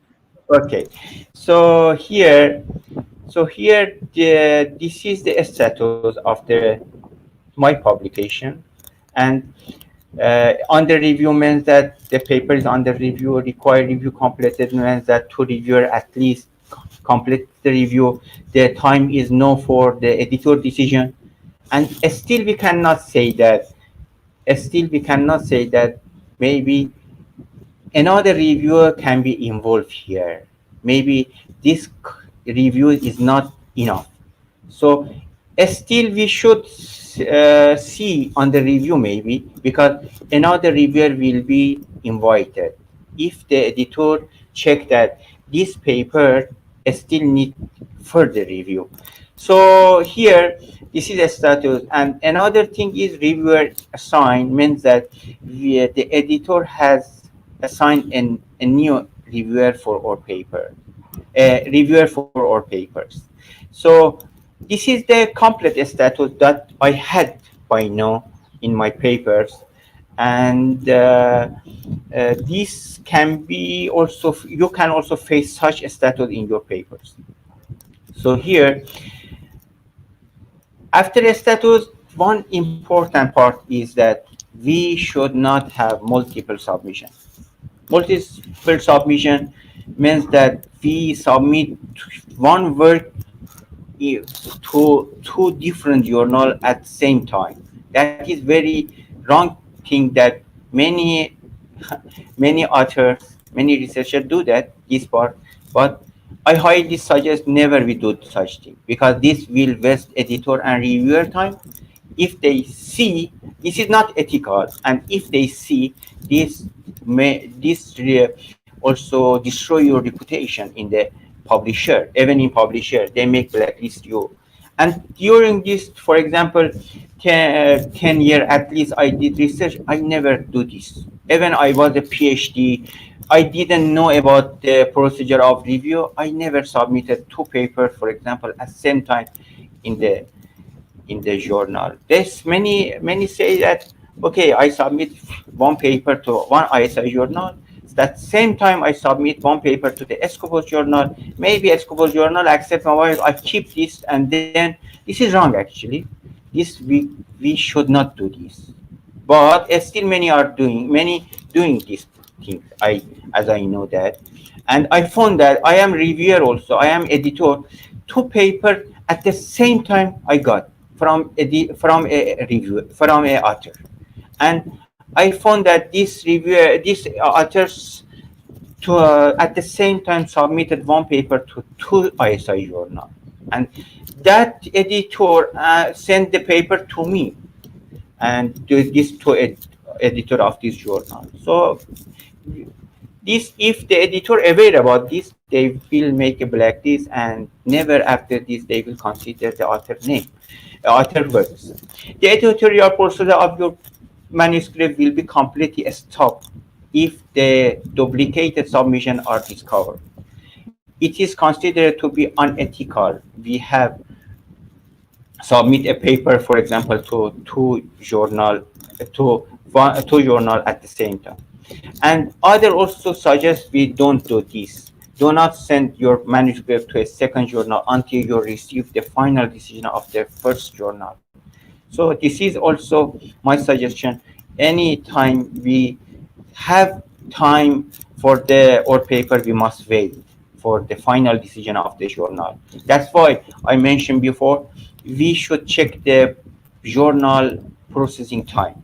If we see the average time that journal they had, so we can say that, okay, 2 weeks, 3 weeks, or 1 month, 2 months, we can still. If after 2 months we didn't get a result from the editor or review or any, so we should send a letter to the editor that they proceed their job. I do such procedure in my work. For example, 3 months I couldn't get a first decision. I submitted a email. I send the email to the editor that this is for example, the issue. So better we follow such procedure and never we have a multiple submission. And then, if you want to conclude here about the procedure of the publication, we should have acknowledgement in our papers. So advisor, financial supporter, and funder, proofreader, and typist, anybody help us, we should put in the our manuscript for acknowledgement. And other thing is main reason for the rejection from my perspective, from my things that I faced, not clear and certain about its contribution. I mentioned before that if your work has contribution, you should be sure that your work will be published. If the work has no contribution, repeated previous work, it cannot be published. So don't waste your time that with the work that you has no contribution. And another thing, paper is not well scoped with the journal. The issue is that we submit the paper to the journal that is not in the scope. So they will reject the paper. You are wasting your time in that journal. Do not answer a clear question. Almost in all my papers, I had a clear question for my papers. One question at least I could have. Even in the review, I could answer a question. For example, in last paper I published in the use of CAM on the COVID-19 treatment. So I provided a question, general question, then answered by the result. So Inconsistency is important in the paper. Many authors provide the paper and ignore the consistency. Consistency means that anything should be, for example, appropriate to provide. For example, if the figure number is figure in one part, is fig with another part, so this is not consistent. We should follow every part, table number, everything. We should provide consistency in the paper. So consistency is important. This I always follow this part, and even in one, for example, table I provide, but if I don't, for example, care about the content of that paper, that is also maybe led to rejection of my work. So any part of paper should be nicely checked, and for me, this consistency has been important.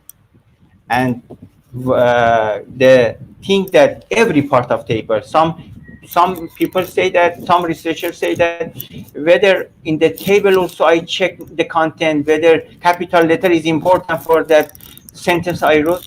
Yes, you must check all part of the paper nicely and then submit your work. That is effect on the editor or reviewer decision. I also got some rejection based on this part. Then after this, I was cared about how I want to follow this consistency in my paper. What was promised is not achieved. So you provide a big claim in your papers, but you in the conclusion the thing is different, and you have not reached that conclusion, that thing you want to provide in your paper. For example, if you claim that this medicine, for example, will have a treatment, can treat the COVID-19, but your results should provide such result. Your such, for example, promise. So here, what we say we should have in the conclusion based on that the result we have. Outdated literature review is very important. That many still provide old results with many this paper I receive, for example, as I am editor or reviewer, but still I many 2020 2021 the paper published in the same area, but never the author provided that references, and still they are providing old references. Major methodology problem. This is also your methodology is not appropriately provided, so it can be a major reason for the rejection.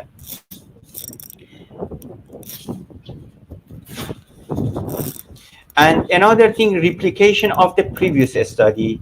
Still we are duplicated or previous work to publish, and then similarity with other previous work. And another part is, has you didn't respond the reviewer comments, that will be a failure for the main reason for the rejection. Still, I also had some experience on this, and I didn't appropriately answer the reviewer comment. They rejected my work. Failure to follow the guideline that I made before I mentioned about this. And these actually are the main reason we get rejection. And I think one by one we should have make sure any of these reasons cannot be in our work, and this shortcoming should be eliminated.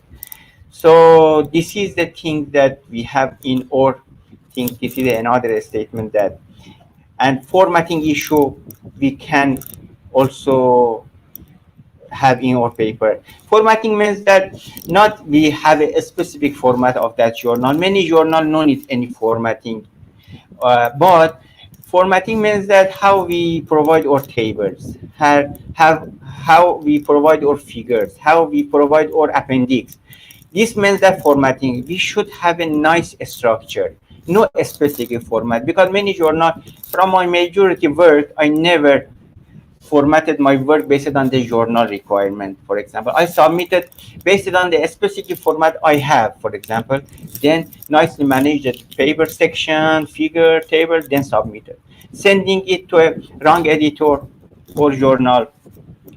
Long title is not attractive. For example, some papers come to me and the paper is 2-3 sentence, 3 line, just the title. It's not good. Grammatical and spelling error.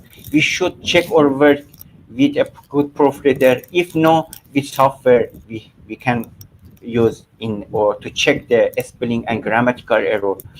Too few or too many reference. This part also I face that some journal provide say that some amount of the references we should provide for in paper, but this is we should not have many references, we should not have a few references. This should be balanced in our paper. Missing reference, if we use a software we cannot have this. That's why I mentioned missing reference also can lead to a rejection. Revealing identity of author in the paper, some time we should don't have the identity of the author. Table and figure are missing, a structured abstract missing, and 2 or 3 different writing style we have. This is consistency that should be cared about this. And this is the first part of my presentation that I could have this from my experience of publication that by now I had. So my suggestion is that I couldn't maybe in this part I provide for example teaching part of this publication, how we write a paper, how, but this experience may help you in your research also. So this is the first thing, this is the first part that I could explain about the providing your manuscript, submission, and other part that. So this is, we go for the next stage of our webinar, is that performing systematic literature review and bibliometric analysis. Still we have Dr. Datin.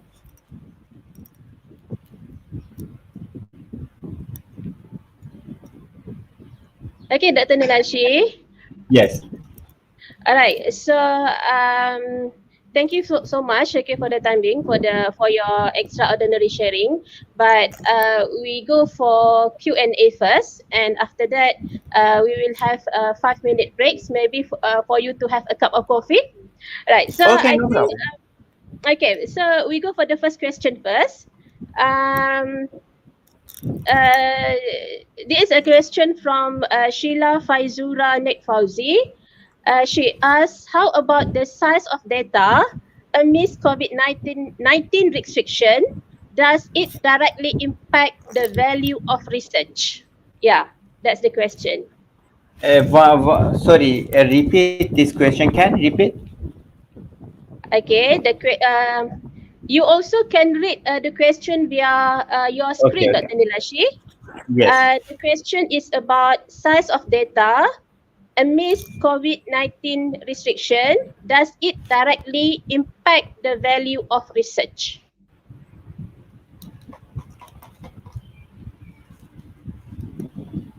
Dr. Nilashi? I am seeing the comments. Which comment exactly this is? Okay, the question is, how about the size of data amidst COVID-19 restriction? Does it directly impact the value of research? Means that the lack of the data during the COVID-19? Yes, the data restriction during COVID-19. Okay. Actually, this question is the thing that I want to present in next stage of my presentation. And this is actually very good question. And lack of the data, I also submitted one work that lack of the data has impacted on the research progress. Means that many, for example, social media, for example, provided some result, some, for example, tools for the collection of the data. So that's why if survey based, for example, the surveys based data collection cannot work, but other option still we have, and very valuable data is available. And the next my session that I will exactly show that how we can use such data for our research. For example, during this COVID-19, my majority research was the data analysis from social data. So here means that still we can have many good data from social media. So how we can crawl them, how we can achieve this data, how we can analyze, and new idea we can achieve from this data and be published. I can show later 4 or 5 examples that I provided with new data in the COVID-19. How I collected the data, how I make a relationship with my research, and then analyze and submit and get acceptance. So this is very good question, and I am also interested to also explore this issue in my new research. How lack of the data will impact the progress of the research and other matters. So I think the next step, she or he will can better indicate the problem and find the solution. Okay, thanks. All right, Dr. Nilashi, we reserve that answer for the question for later in details, right? Okay, so we go for second question. Our friends from Indonesia has a question about graphic result. It research from data calculated by MATLAB or RapidMiner. I think it is about data analysis software. Maybe Okay. you can. Yes, sure.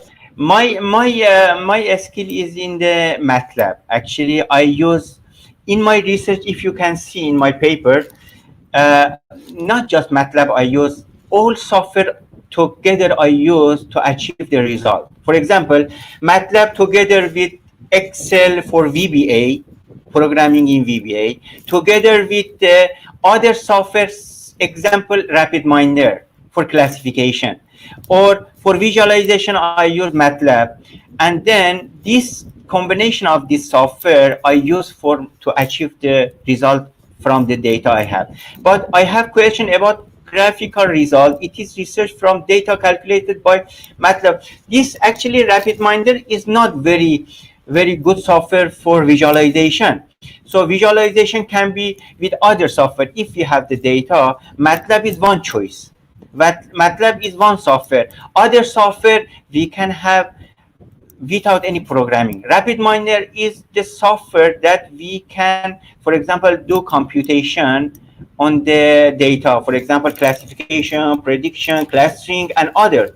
But its visualization is very low, I think.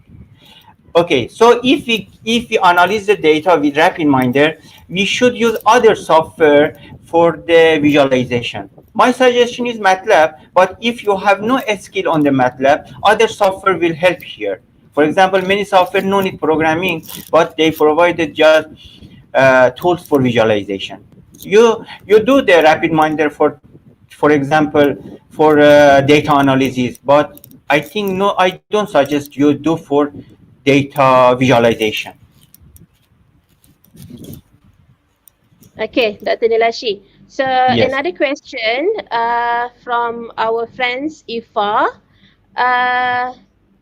What is your opinion regarding producing systematic literature review based on data retrieved from R analysis?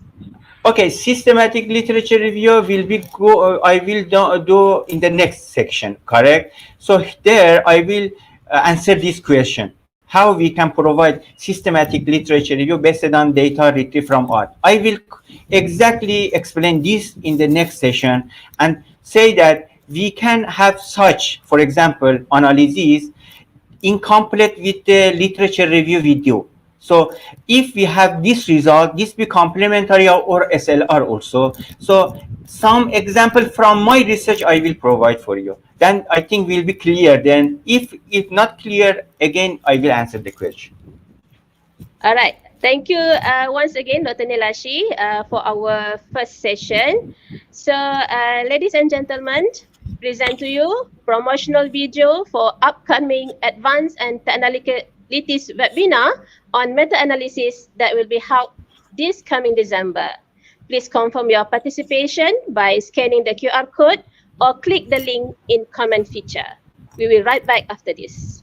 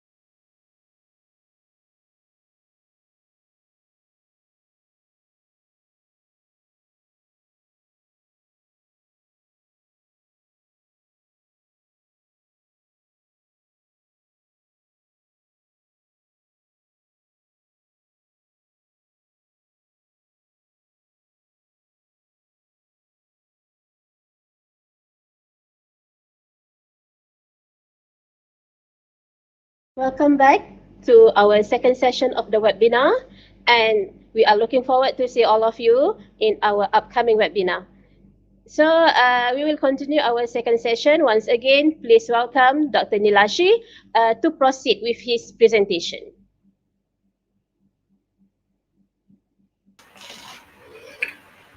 Okay, thank you, Hector, for the.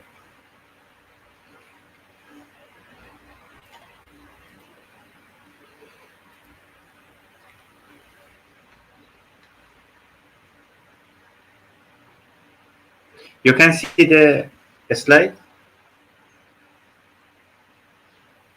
Yes. Okay, thanks. Okay, in this session, we will provide something about the performing systematic literature review and volumetric analysis with that for the topics that we are aimed to do. So here, some definition of the volumetric that we should have is that the term volumetric and scientometric were introduced by these authors, and nowadays they can be in replace to each other. So this volumetric is it can be in any topic that we want to provide some trend on the previous research. And I also these things we have a procedure. So this procedure I will provide in some example that we have. Here, one example that can a volumetric provide, for example, here, the aim of the study is conducting a volumetric analysis to economic crisis publication in journal listed in the 4 ISI subject category. For example, this. So for each topic, we can have such volumetric based on the objective or the aim that we provide. The objective, for example, for this can be in the research output of the topic, how many research we have on this topic, and then language and geographical distribution of the literature we have. So volumetric here will help about the institution we have, that what country, what university have provided such publication in the array we want to do volumetric analysis, and authorship pattern, that is very important, how the pattern are for the authors in that publication, and how is the highly cited author and the papers, and how it is the hot topics on this array we want to do. So this thing we can provide in our research for the volumetric, this aim, such aim we can provide. And I also recently did 2 cheap work in the volumetric analysis for the thing, for the topic, for the new topic that I had.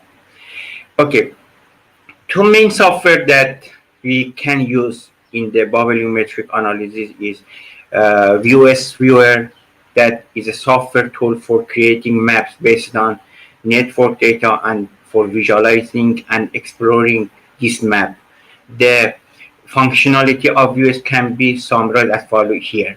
So if we use this software, we can have a very good, for example, visualization of the publications, relationship between, and in any aspect that we can have, for example, authorship, citation, and keyword terms, and other method we want, where we can generate these when we are searching in the database the paper. So if we search we search the paper in the database, we save them, and then we can use this software for visualization to explore the pattern of the publication, and other to identify the cluster. That is very important.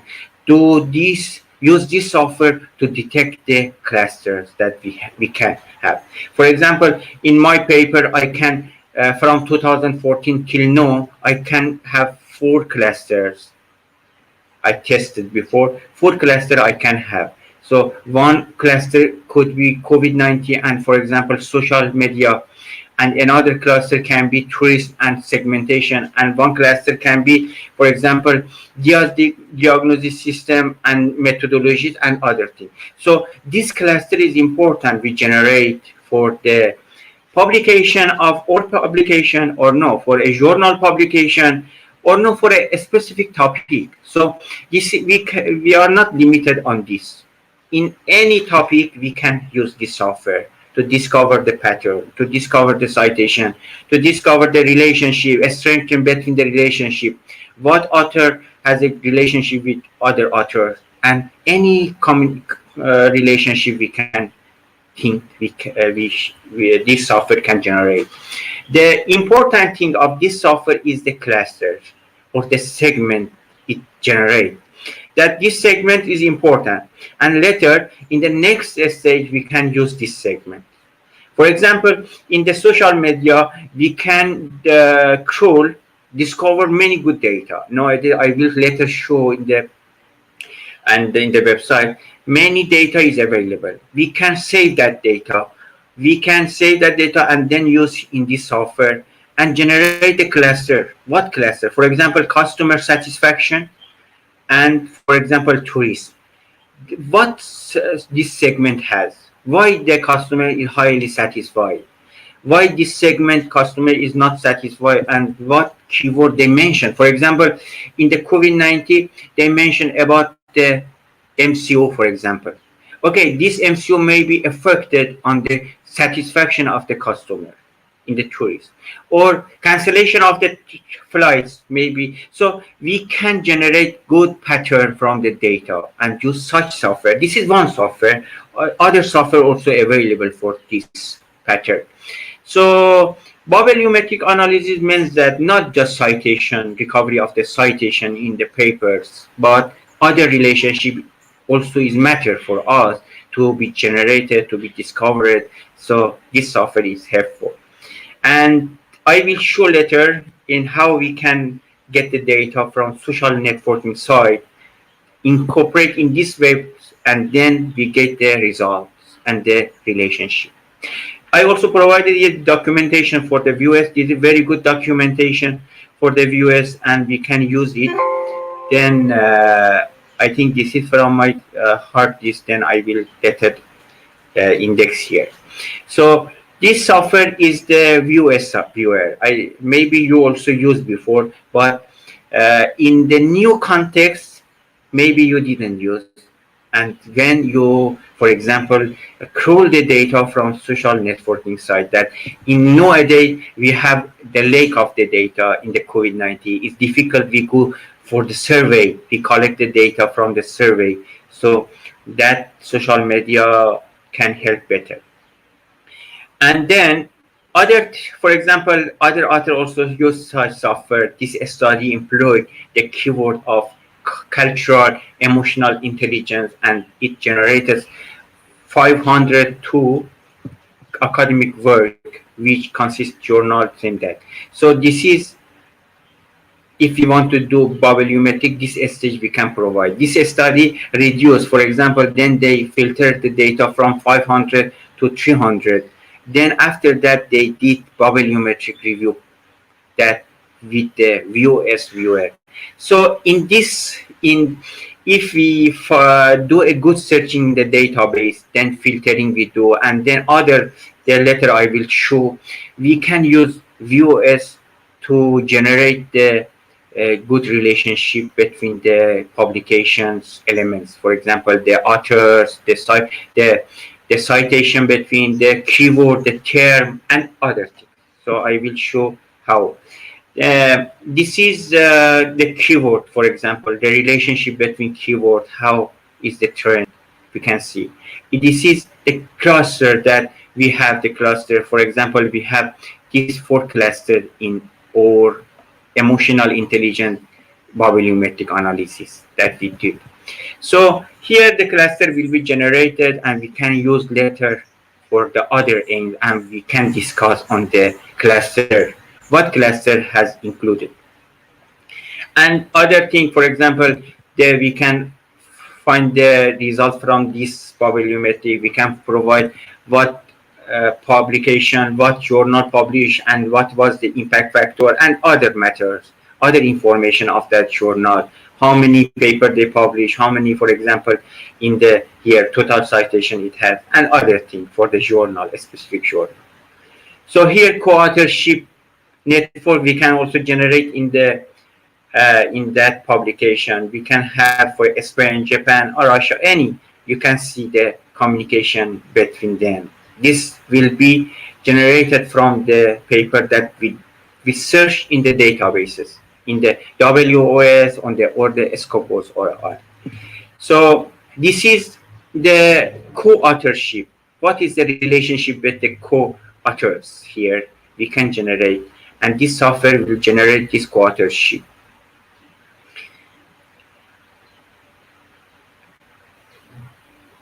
And okay, this is the first software, and maybe you used before for the bibliometric analysis, but other software is specific. This can be in any type. For example, we can use in the text file, we can use the in any format, in any node file, we can use the data when generated from the CSV also, and from Scopus, WS, any we can use here. But in this software is SiteNet Explorer. This software is about citation just, and what is the trend of citation. So this software will show us how we have for a specific title the citation, and this work just with the WS and Web of Science. So if we have a search in the WS, we can have this software for citation, discovering the citation, who cite other paper, and what is the relationship and the trend. So this is a very good software also we can use in our work. It's very simple and the free of charge this software. Just within 1 hour you can learn about this software, how they work, and then it's also they provided guideline to learn about this software. Is easy to learn. So here, if we have this software, we can have, if article, the citing article we can generate, who cited and who citing. So this can be exactly generated from a citation matrix in the software. And then we can generate here what article will be, for example, what is the trend of these articles, how cited they together, and what will be the next, and then to find the next one. And here also co-citation analysis we can have in that software, that two articles that have cited that they are likely to relate to each other. So this article, if cited this article and both cited one article, so they can be related. This is the thing that this software doing. This the behind of the meaning of this software is that the relationship between the citations for the articles. Okay, so here what we want to search is important. Where we should search. Actually, the main database for the citation or for the search is WS, Web of Science, and Google Scholar and Scopus. That I always use such databases for my search. But for me, is the accuracy of search is important. I cannot include any paper in my research. So that's why, based on the other idea, I included the paper from the credible databases. For example, if you can see here, Web of Science, we can search, we can have the search.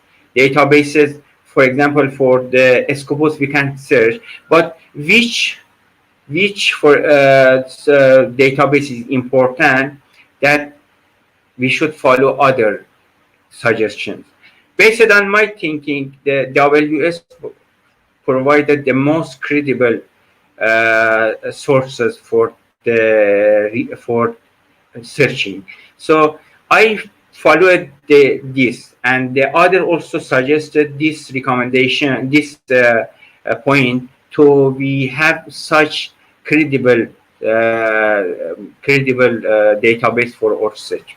The number of, for example, here, if you can see the Web of Science, Scopus, and Google Scholar, you can see that the majority of people that have considered is Web of Science. You can see more researchers rely on the Web of Science core collection than other Google or Google Scholar or Scopus for systematic literature review.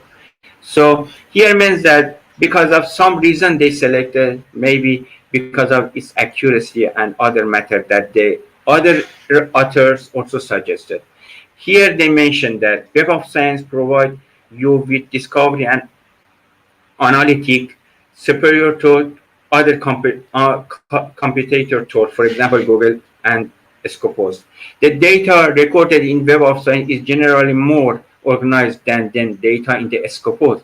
So Scopus is a combination of data that has been collected from several sources, and there are number of, for example, here I can see that in Scopus many resources still are not come from the journal that are not very credible. So that is impact on the accuracy of our search.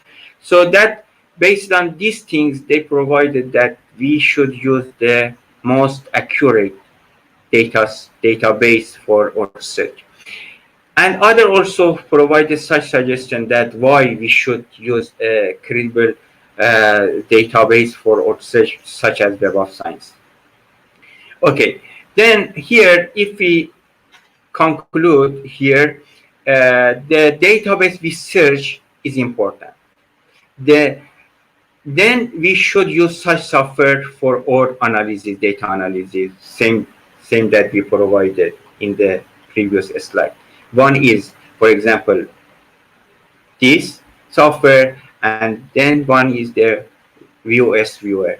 So after our search in the credible data set, we should have such software for the analysis, bibliometric analysis. This is important. And then we should also, for our literature review and bibliometric, use some software. That is important. Which software we should use for the for managing the citation and others. That two things here has been provided. One is EndNote and Mendeley. That we can say that from my perspective, I will use always the EndNote. So here some comparison also has been done, that what software has been better. They evaluated, they compared which one is the best tools for the managing or references to be incorporated in the software. So this comparison means that we should consider some criteria for the evaluation. For example, ease of use, accuracy, and other matters, that what software you want to use for the managing the references. Okay, this is the thing that for the bibliometric analysis we have. If for the software is very easy to use, but if, for example, still we have time, I will go for the software, and some part I will provide for you as to better, for example, know about the use of this software. Okay, for other matter, okay, we go for the next stage that is very important, social data analysis. And this is nowadays very important when we have no data or lack of data or shortcoming, some limited procedure to collect the data. So social data analysis is another important part of our research, and we can still have this type of data for our research. Means that social data analysis is data-driven analysis of how people interact in social contexts, often with data obtained from social networking services. The goal may be simply understand human behavior, or even any interaction between the human can be get from the social data analysis. So here, from my research, I provided some data analysis from the social data during this COVID-19 and found that they are very valuable to be considered for our research. So here, if you have social data, the matter will be go for the big data, because social data every day will be collected in social networking site. So social networking site will collect this data and store in the database. They reveal in the website. We should collect them and then use in our research. So this trend of using this part I am doing now, and then can say that they are very valuable when or survey cannot be done in the crisis, for example, time, or we have some shortcoming in the data collection procedure and other matter. These data are valuable. So here, three things of the big data we will face: complexity, speed, and volume. So complexity means that our data will be complex. For example, our data nature will not just be numeric as a scale. Will be text, will be any type of the data we will have. All we have volume, or volume will be very high for the big data sets. Or speed of the data is very important. So in this context, the data will be very fast collected, and the data will be, for example, in social networking site, you can see every day we have new data. So this the speed of collection of data in the big data area is very high. So here, if we consider this and the volume of data, increasing the volume of data and other matters, we will have the data analytic. Data analytic means that in the big data situation, we should have the data analytic tools. So here what we will help is the technique that we want to use. The technique that we can use in the data analytic is in different perspective we can have. It's clustering, classification, prediction, dimensionality reduction, pattern detection, and simulation.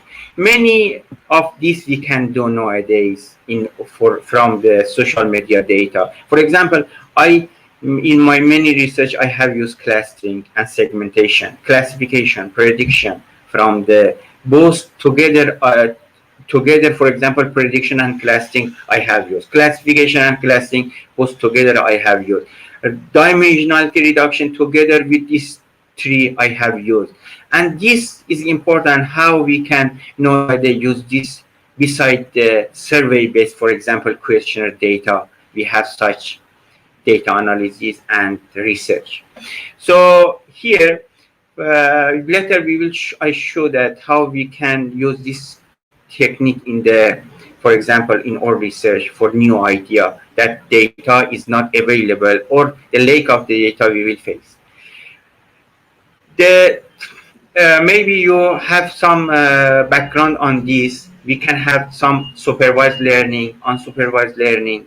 So supervised learning means that we have a output of our data. For example, in many survey-based questionnaire, we can have, for example, output as satisfaction or loyalty or any. So that can be in survey questionnaire. But in the unsupervised, we cannot have such output, and the data is just will be considered as the input data. And the semi-supervised learning can be both, and we can have that also in our nature of the data we can have. So here, the first thing is clustering, that is an unsupervised learning, that we can have the cluster of our data. How we can cluster of data? Many clustering techniques have been provided for clustering the data. And nowadays, we can see that in any topic, we can use this technique, even in the survey-based, for example, topics. And this clustering will give some beneficial thing to our result and or, for example, data analysis. And I also highly suggest that some because this technique has been provided in simple software. For example, in some software, for example, in the SPSS, that they have tools, no need you do programming, and other also we can see these techniques, so we can use them in our research and get valuable result from the behaviors that of the data. So this clustering, the first matter that I always use, one of them is K-means algorithm that we can generate the cluster, is simply implemented in the SPSS that you can use also. And then here, this is just one example of, for example, supervised learning, unsupervised learning that you can use, but other you can explore more. And if you want to have a better research, I highly suggest that you, beside your the approach that you have, also go for these techniques. These techniques give new idea of data analysis in your research, and this make your research still in from the methodology, improve your knowledge of the methodology.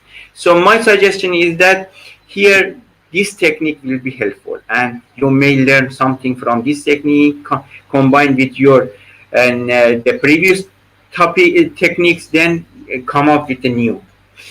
This example I want to provide is from my result of this using of these techniques in the recent studies I had. Okay, for example, here one thing was that about the disease diagnosis system. Some crawler I can design. Still many crawler available in the web. We can download and then use. Then we can, if we use, we can collect the data. So this crawler is important. We can implement, or we can use the previous developed one.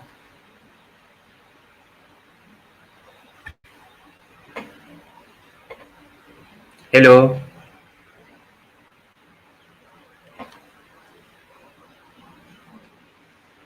Dr. Nilashi? Hello. Yeah, we can hear you. You can hear me? Yes, yes, sure. Okay. So here, the crawler is important. If we have the crawler, we can use the crawler. If we don't have the crawler, we should design a crawler. So this is very simple matter. We can collect the data by the crawler. But here, if you can see the method we can provide is still in the from the data set we collected for the, for example, the clustering for anything. So this collected data can be used in the method, then we get the result. Okay, here an example that I use from turmeric data that from the WebMed.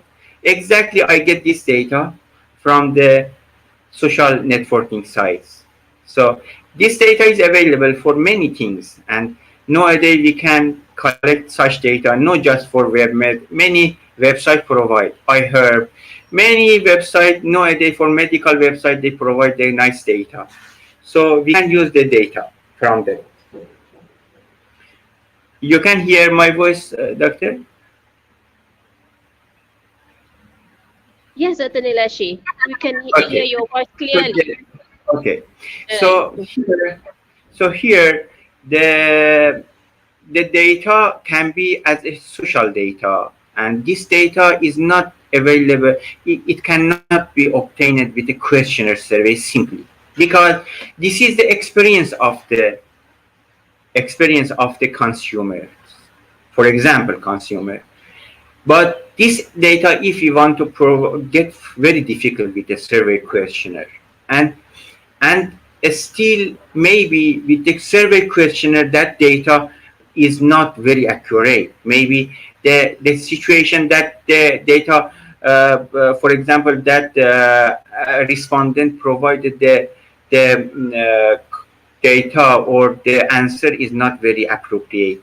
So here, from my thinking, is the social data maybe be better than other, for example, type of the data. Simply, this data can be crawled by the crawler, and then we do the analysis. For example, here I use this data for the turmeric analysis data based on the consumer perspective, the age they used, what was the perception on this use. So what was the aiming of the reason to use this data? Simply, this data is available. We can collect this data and then use. You can see here also the data is not just numeric. The data will be in the text. They say that since I use this, for example, CAM, my, for example, cholesterol level has been improved. So you see this data is valuable, and we cannot simply collect such data from the questionnaire survey. This means that social data also is value for us to be incorporated in our research, for to find a new result and then get the idea.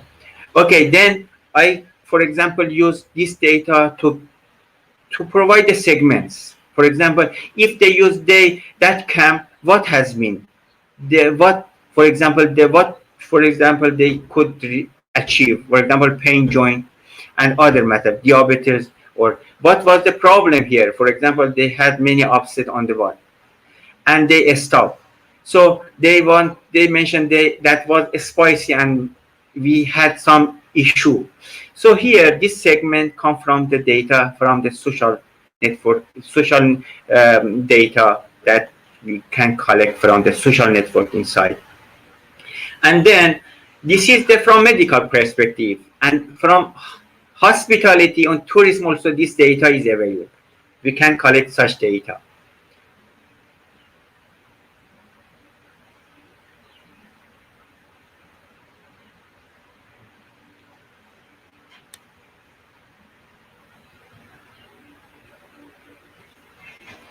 So here, if you can see, I also collected the data for spa hotel and non-spa hotels. You can see here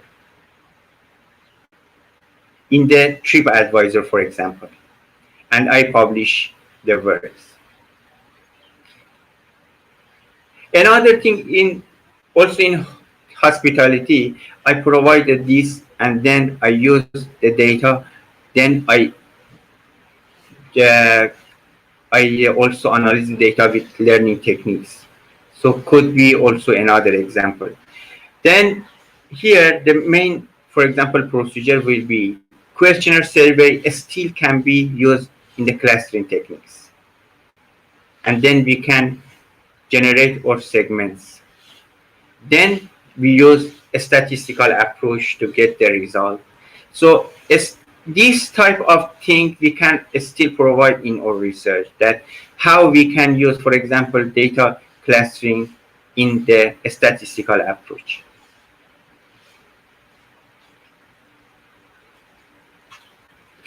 Another example is here when we can have, for example, the combination of the data and social networking side. So if we have big social data, we can use machine learning and then evaluate the result. If we have questionnaire survey data, we can use a statistical approach, then evaluate the result. And then together we can interpret our result and bring the conclusion. So this is a fact that both of them together can be used for the data analysis and get the result. Here, another example that I got from the tourists. For example, here in the TripAdvisor, I get the data. This data I could get from the TripAdvisor, then do the analysis, and after that do the clustering and find the result. So here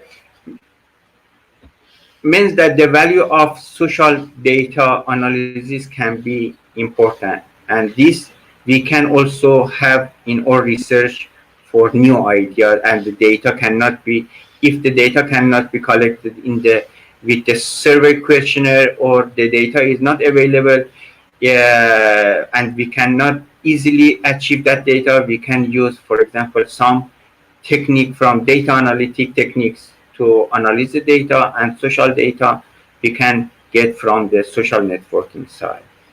So this is the thing that we have in this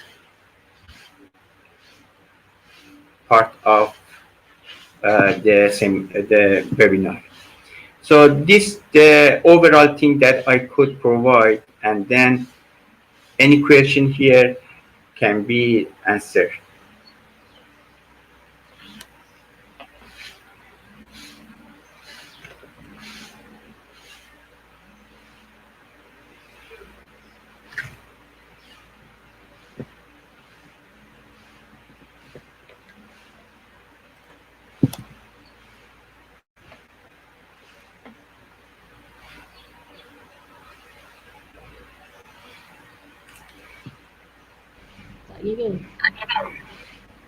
Hello.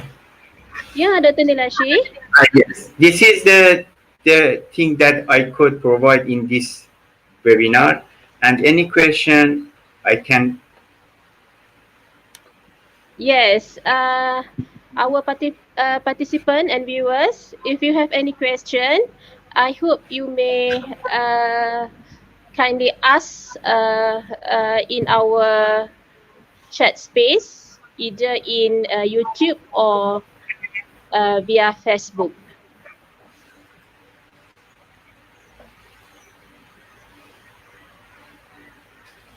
So I hope everyone, okay, you are enjoyed, okay, with the amazing presentation from our honored speakers right here, Dr. Nilashi. And I think, okay, it's very thoughtful, very knowledgeable sharing. And we are looking forward if there are any questions from any one of you, so that we may enrich our discussion for today with a lot more of things. Is there anyone? I am waiting for a question. Okay, there are one question here, Dr. Nilashi. If you can explain a bit about normalization of data, if we take it from large databases like WOS. Actually, the data, if we consider from the WOS, then the software that I mentioned do the normalization. They have the procedure. I don't know this. They use this software. The software that I introduced, they use normalization procedure. So if that is meant, the software do the normalization. All right. Okay, thank you, Doctor, for the answer. And we also have another question here in terms of data redundancy. How to filter any data redundancy?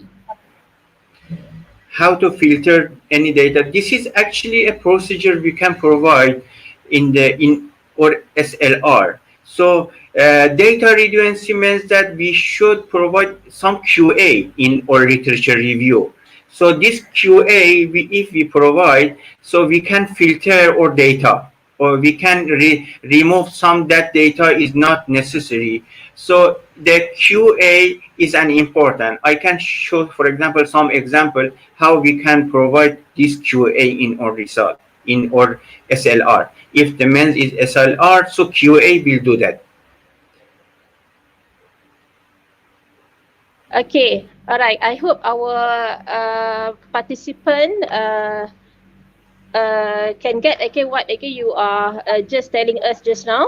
So it is another question from our viewers, Doctor. Have you ever experienced any rejection? If yes, what is the most unforgettable rejection you have ever experienced? And what were the comments made by the reviewers? Something, yeah. Okay, that the question. Recently, many rejection I get, and many of them was not fair. For example, I submitted 2 weeks ago, 3 months ago, a paper to the journal, and the editor associate editor on that journal was a guest editor, but rejected my paper after 3 months with one comment. And this was not fair for me. I directly communicated to the editor that this guy is not a very valuable person to be a guest editor. So please consider, we must be honest. If your work is value, the editor cannot simply reject your work with one comment. So exactly this paper I submitted after 3 months to other journal. Within 1 month, no, I get revision with Q1 and better than that journal. So these things actually are not fair. So this is the many rejection I get in my during my research, but majority of them was not fair to me. Why they rejected with some stupid comment? Sorry. Okay, Dr. Nilashi. Right. So, if there are any other question, okay, from the viewers, okay, we still got time, okay, to wait. Any question, okay, from any one of you, if there are any. All right. Okay, we have about 5 minutes, okay, before our closing, okay, the session. And is there any other question, okay, from the viewers? Okay, and all right. So far, I think there is no question yet from the viewers. So, Dr. Nilashi, thank you once again, yeah, for answering those questions. And of course, okay, this is a very great presentation, and it was a pleasure to have you with us. Thank So, you. But one session actually we cannot deliver our knowledge in one session, and hope we can continue such session for a technical part. For example, we can share our ideas on how we can analyze the data, how we can interpret. This session cannot be enough actually. We collect everything in one session and we share our knowledge. I think every month we can have such, for example, share our knowledge, then how we can, for a specific topic, we have the knowledge, if we provide our knowledge or experience. For example, today we couldn't provide some technical issue on how we can use the software. So this can be in the next session. Hope we can have another. yes, for sure, Doctor. And for your information, in this coming December, we have another webinar that focus on technical issues, okay, in research writing, which is, okay, we are focused on meta-analysis. So, Yes. so I hope this also will attract all, like, of the participants, okay, to be with us, okay, once again at the end, okay, of the year, in the end of the year, right? So all right, okay, we have another one question here, Doctor. So the question is about what method in artificial intelligence that Yes. is the most suitable to be used for optimization, especially in drone tracking system. Yeah. In drone tracking system, I think we have the video and image. So the best technique, and I can say that here, is a deep learning. Deep learning technique is here very effective for feature extraction and analysis. So my suggestion is that here we use deep learning. For example, CNN. So here deep learning DBN we can use also for this. Then my suggestion that the robust technique should be used here, because we are involving the image and I think videos. So the thing is that deep learning, my suggestion. Still some higher dimensionality reduction technique can be used. For example, HOSVD. I use always in big data analytics HOSVD, because it will include many dimensions of the data and then analyze. And for tracking system, they use many.